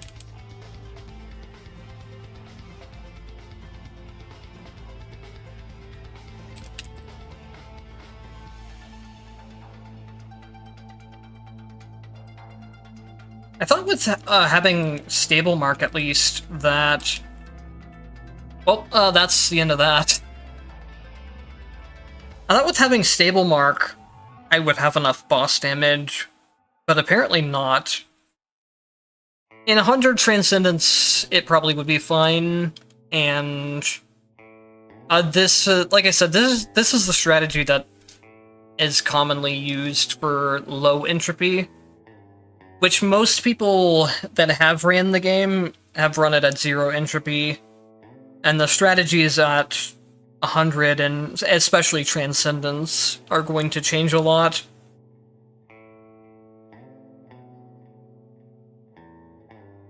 I feel like I did an 80 Transcendence run at some point, and what I did was I used Ignite in Cold build. Let me check something real quick, though. The record right now for 100 Transcendence is 11 minutes and 26 seconds real time, and then 4 minutes and 45 seconds in-game time, which I was probably nowhere near that run. Or I was definitely nowhere near that run, since I didn't get good potential set up early enough, and then I need to mess with tactics as well.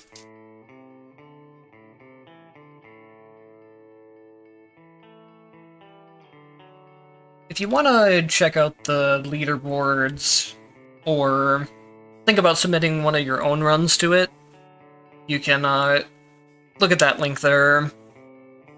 Especially in, like, the modern days, there's not enough people speedrunning the game anymore.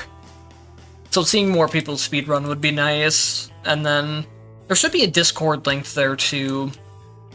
You can join the speedrunning Discord if you wanna, like, talk about the speedrun there. Or have, like, questions on things.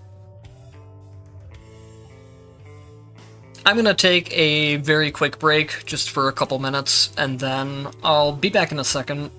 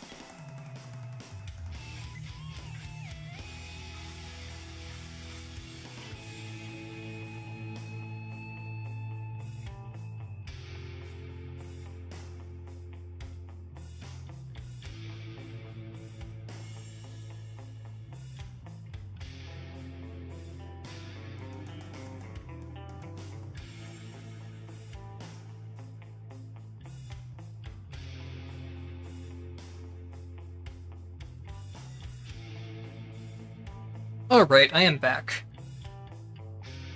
I need to do another Lambda speedrun and get a better run this time.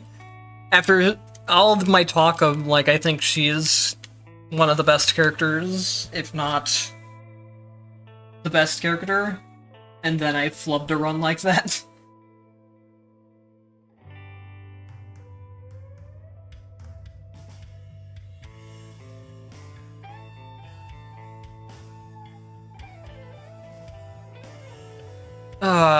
Having mind crystals is... It'd be nice if we had some more mind crystal slots. At the same time, I don't think we need them, though.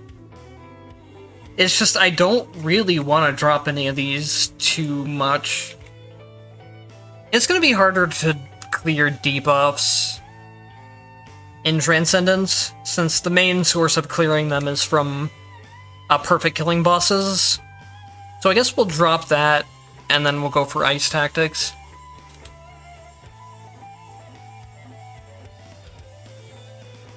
So I'm pretty sure, if I remember correctly, the build that I did when I speedran 80 Transcendence was I used this setup, and then I built into Frost Attack during the run. And instead of going too heavily into the portal build right away, I went into heavy strikes. I think I also wasn't really optimizing all that much when I did that run. What I might do for Transcendence, just to make things a lot more consistent, is I might take extra combat spaces during Stage 1. That way I just make sure I get the character set up powerful as fast as possible.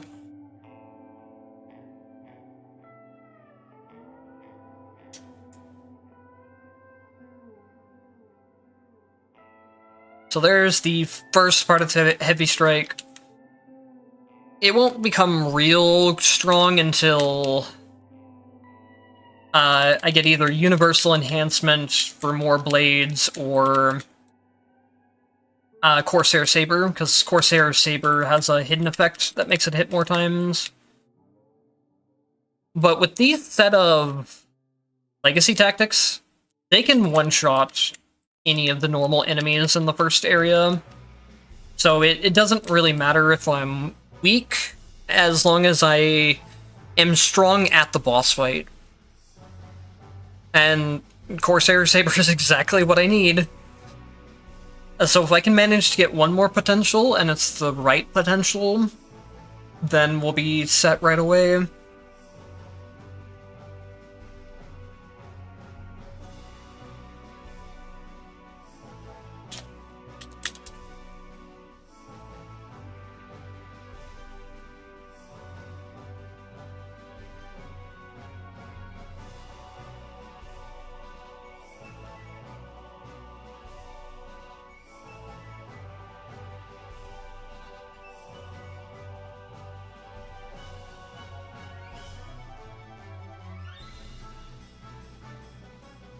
It's a shame there's no real way to set up Ice Spike Holy Marks as a red tactic on legacy skills. Because the problem is, you would want Ice Spikes, and then you would want penetrating Ice Spikes. Wait, I guess you could actually do it. You would put Ice Spikes and penetrating Ice Spikes on one character, and then you would put Holy Mark and Ice Spike Holy Mark on the other character. I don't know what I was thinking. I think I'm getting it confused with something else. So with this build, I want Cold Attack, but then if I see... Well, if I'm taking Cold Attack, I can't build into the Light Wave stuff with Light Spears, but upgrading Light Spears will upgrade the Light Spears I get from this red tactic here, so it's still worth to take them.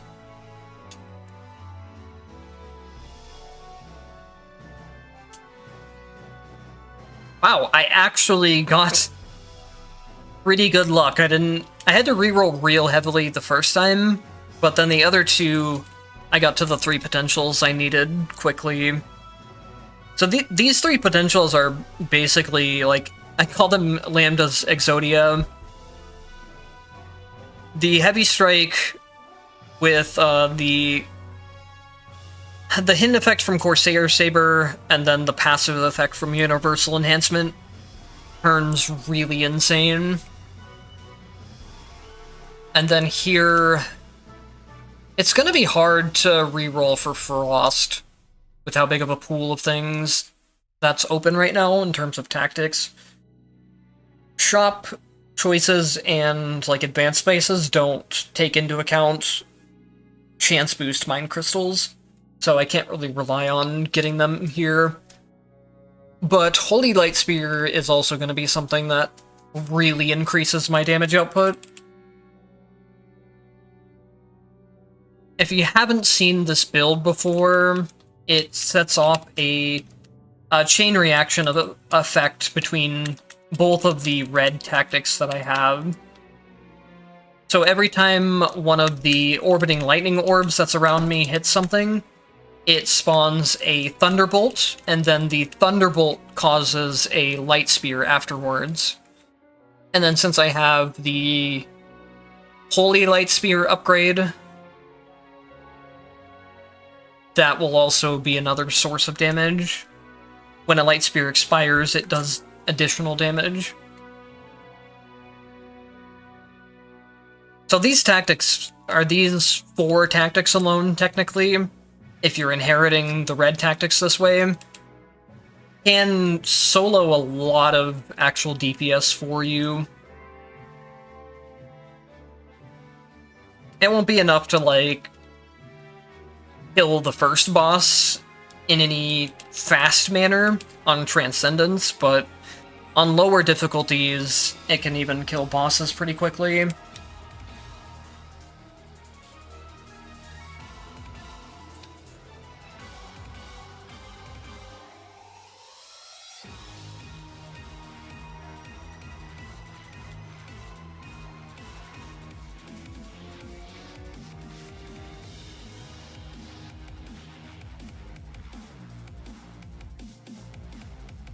Oh, I got Sweeper, which is an automatic time loss. Oh, as if there weren't enough RNG points in the run. Some bosses, like Sweeper, just waste more time than other bosses. I really wish there was a way to seed runs in this game. Either like an actual supported seeding system, or just a way to manipulate seeds. But there really isn't, as far as I know so far. That would make speedrunning this game much more enjoyable for me.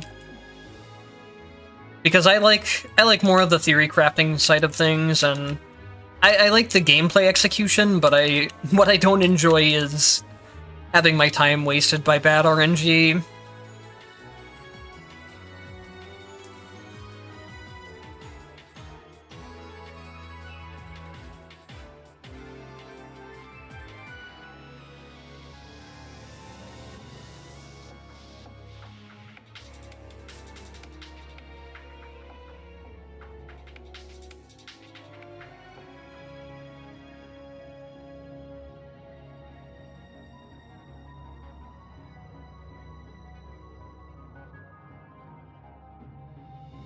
Wait, I just did something really stupid.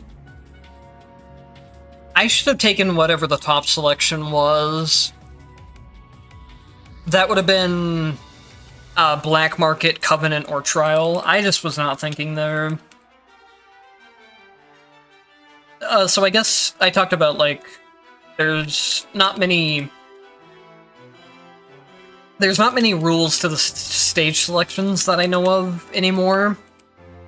But one of the rules is that whenever you enter a new area, the first selection is something between Black Market,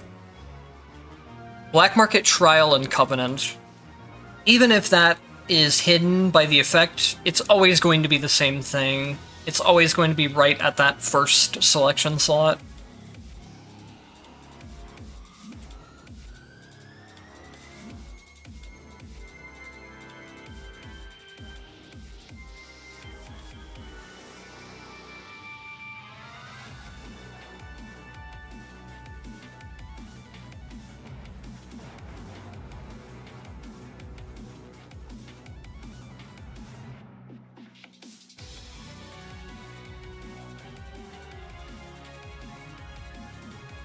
So yeah, I think maybe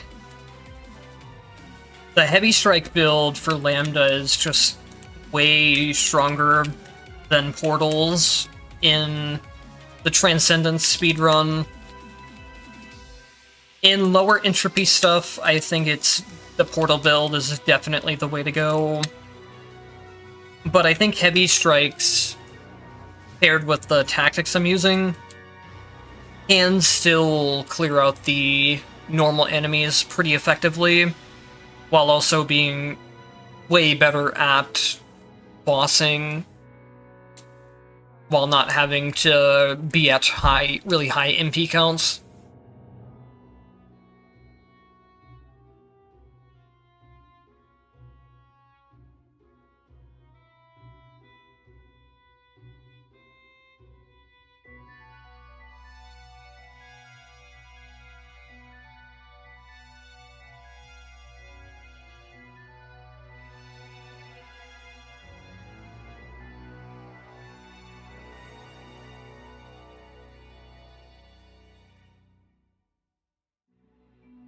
I think if everything goes fairly decently for the rest of the run now, I should probably be able to get sub 10 minutes in-game clear for 100 Transcendence. Which I think for me personally is fine. As like a basis of time to go for.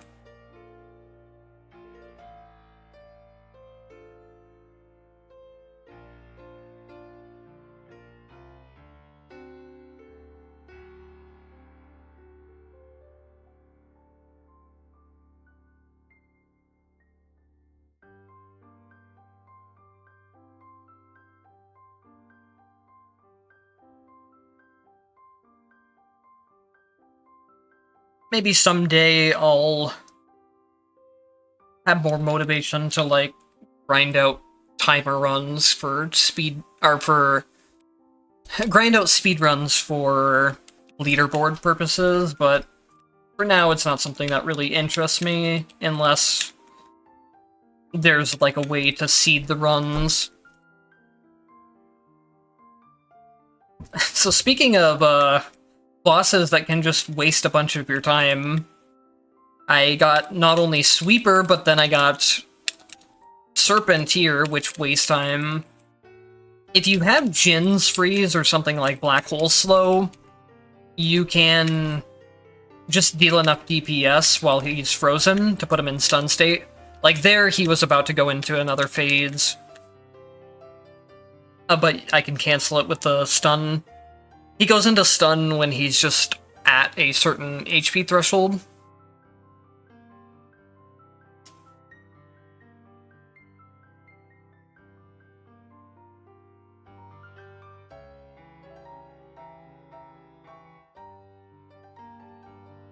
So Jens, as a legacy character, may be something that's worth taking for speedruns. It won't give as much damage as some of the other ones, or... Like, I took Noelle for both the utility of the MP recovery, even though I actually don't need that for this build.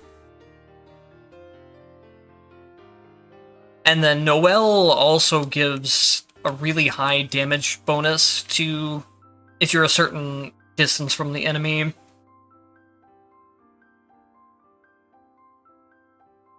But I'm not sure if Lambda's heavy attacks... Lambda's heavy attacks... They should definitely have enough range, actually. With the bigger blades, at least. To be able to trigger Noelle passive.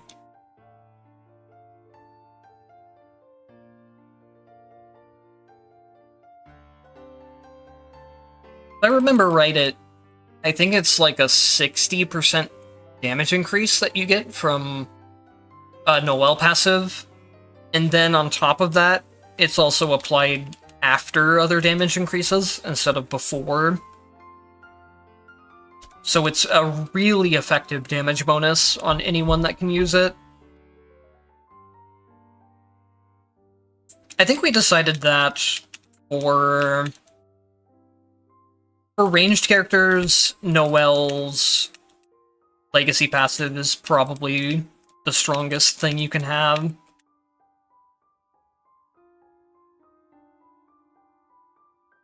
There's a bunch of info about the legacy character passives on my mega guide. I don't quite have all of that information on hand, just through knowledge. But if it is something you want to check out, it's linked on all of my videos. I guess it's not linked on this one, so if somebody does need a link to it, just let me know.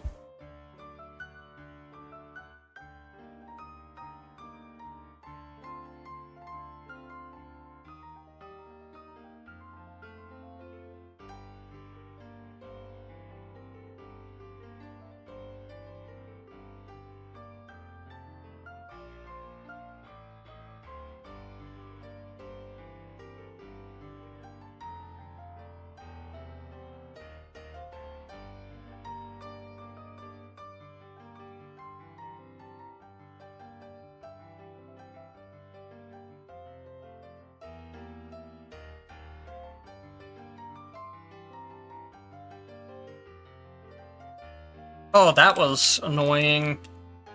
I tried to... Well, there it happened again. I tried to drop through the platform, and my animation got interrupted by being hit.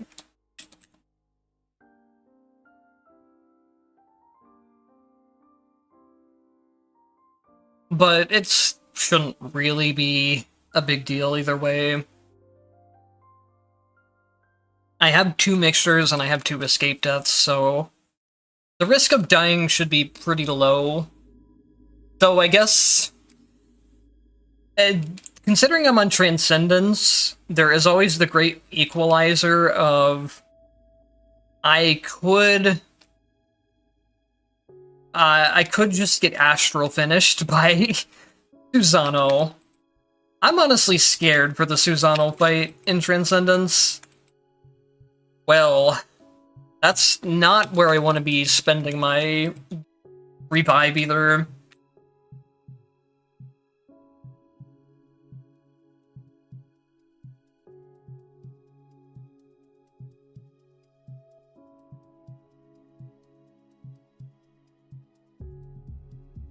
Really?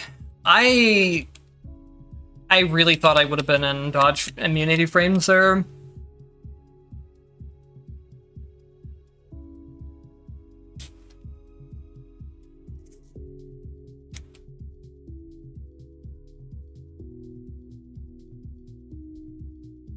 Not having triple dash might be the death of me.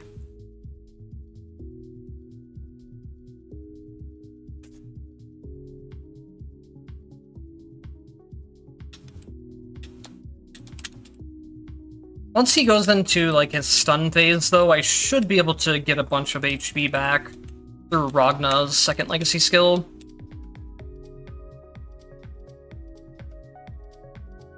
Pairing Ragna's second legacy skill with a really high multi-hit character, like Lambda or Kokonoe, it makes it extremely overpowered. It's honestly pretty good on just any character in general, but the ones that can abuse high hit counts make it much stronger.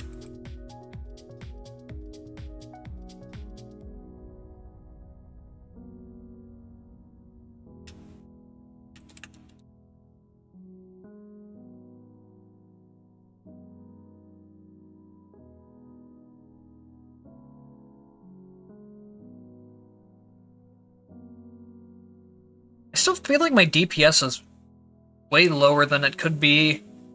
But I don't know, that might be just a Transcendence thing, too.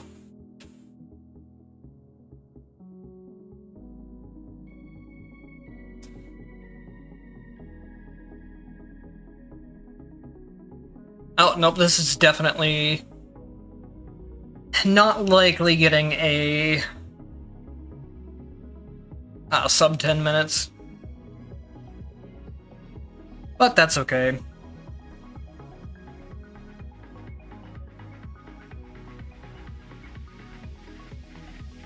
So, I think the big problem was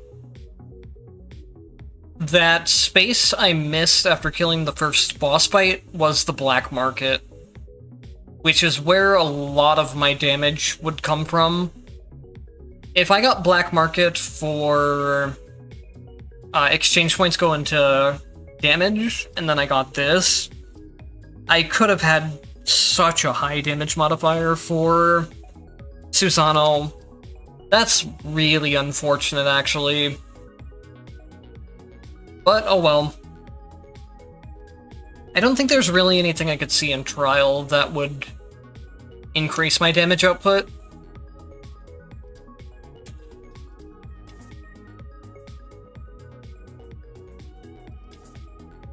I mean, this technically would, but I don't think I could go through the normal rooms in any kind of fast capacity with it on.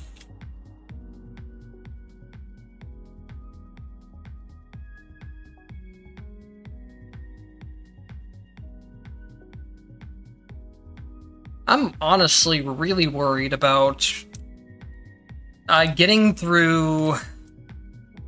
I don't care about the actual stage enemies of this area, but I really care about fighting the Transcendence boss without triple dash.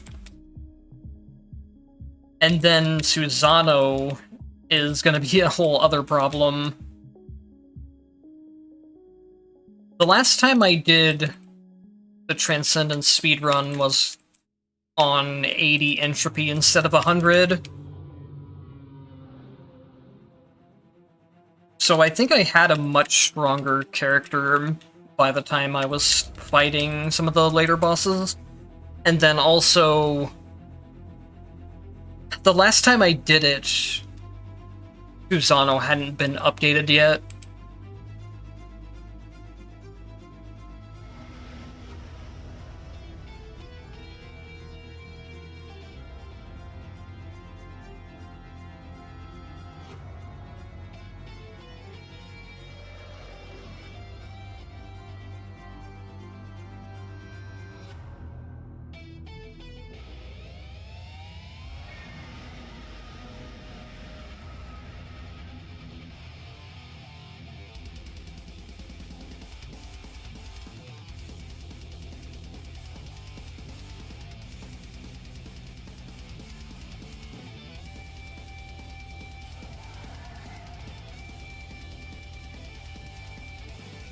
I wonder if, I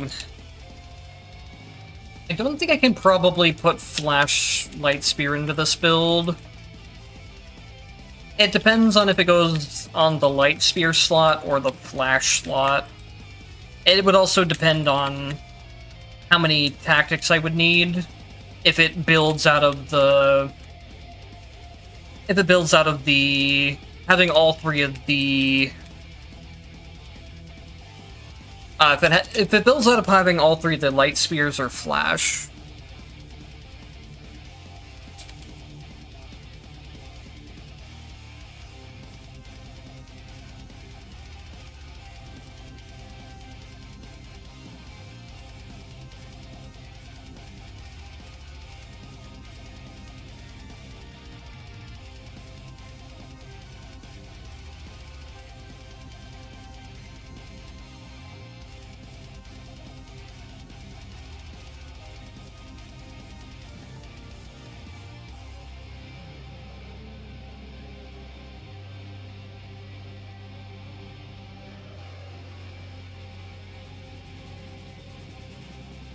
I guess I can pick up another light, and let me look at things. Flashlight Spear goes to Legacy. That is not the actual one I wanted, though. I want the opposite one. So it probably would require maxing out Flash.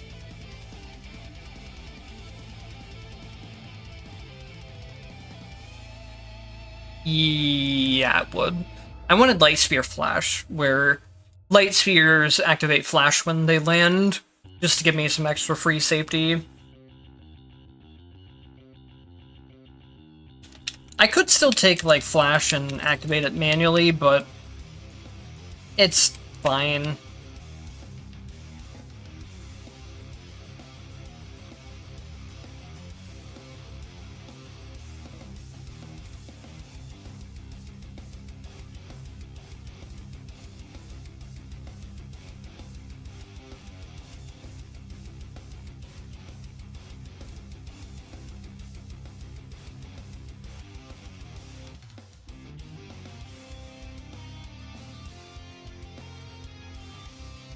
I should be keeping Ragna's second legacy skill active a lot more during these, both the normal rooms and boss fights.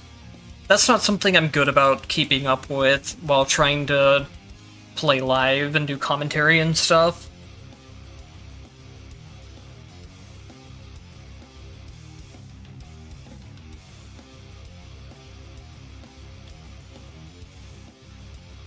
More so I want the second legacy skill active for the damage increase, but the healing on it is certainly a nice side effect as well.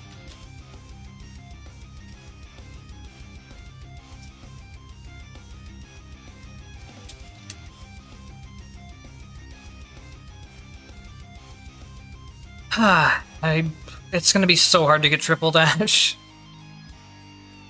I think triple jump will definitely help out a lot against some of Susano's attacks. And even probably Oread or Nons. So I guess I can throw Legacy Lightning in. And then if I get another tactic, it might be a red tactic, but it's not. I have all the requirements from Frost Impulse, but it still has to show up in the pool of all the random tactics. So seeing it was going to be like a crapshoot, basically. Upgrading the Thunderbolts for more damage is... I'll take that as well, since I am constantly spawning them.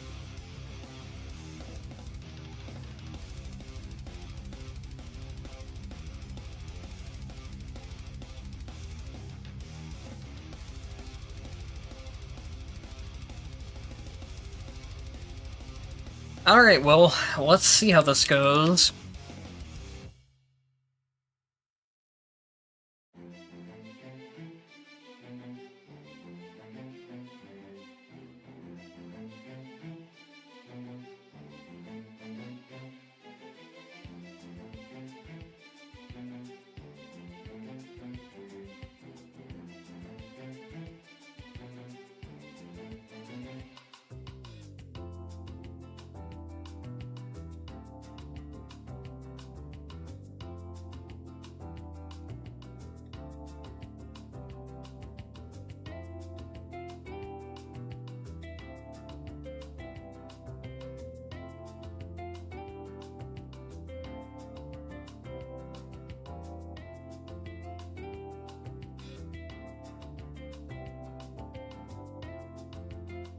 Well, I guess we're just gonna have to deal with the laser phase. I just do not have the damage to really skip it.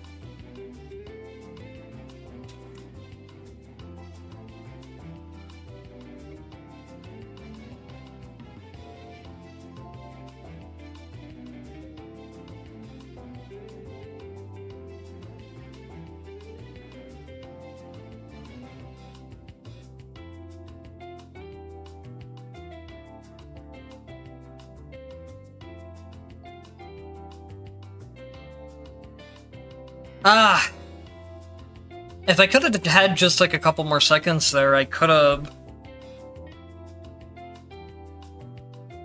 got some healing back from Ragnar's.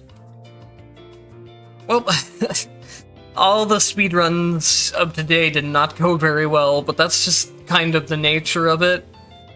Trying to push the game where you can run it as fast as possible really restricts the strength of your character. So it's something that I kind of expected something similar to happen.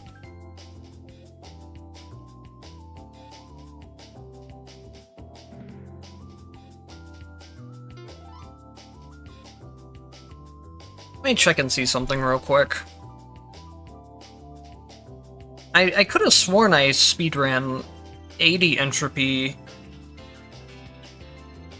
Okay, never mind. I never speedran Transcendence with Lambda before.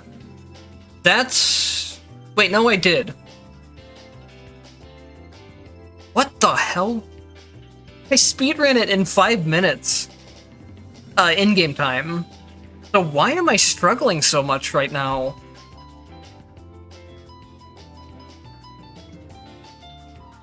In the 80 Transcendence one, I finished at 1700 rating, and that's about what rating this is. I'm gonna have to go back and figure out what I did there, because there's such a massive difference. I know there's 20% extra HP and damage to bosses at 100 compared to 80, but I don't feel like there should be that big of a difference here.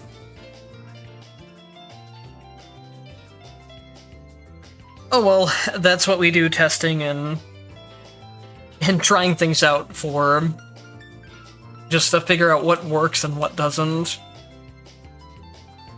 I feel like my setup was really good there, though. So I don't know what was wrong, aside from maybe just not having the black market damage upgrade.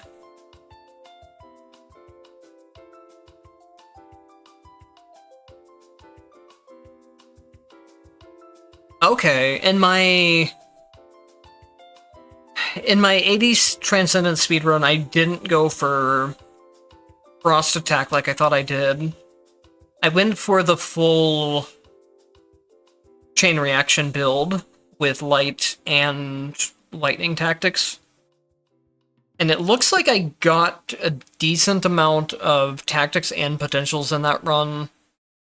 I had enough to get Light Wave fully upgraded, and most of the build fully upgraded, actually. So that just might have been a really lucky build, or a really lucky run. Plus some other things, like being able to see space selections on 80 and shop selections on 80 makes things so much significantly easier than 100. And then I also, having starting buffs set up for the run and certain debuffs excluded makes a big difference as well. This is how I would run at 80, by the way. It's basically everything that makes the game harder, but doesn't affect, like, decision-making throughout the run, or just not being able to see certain things.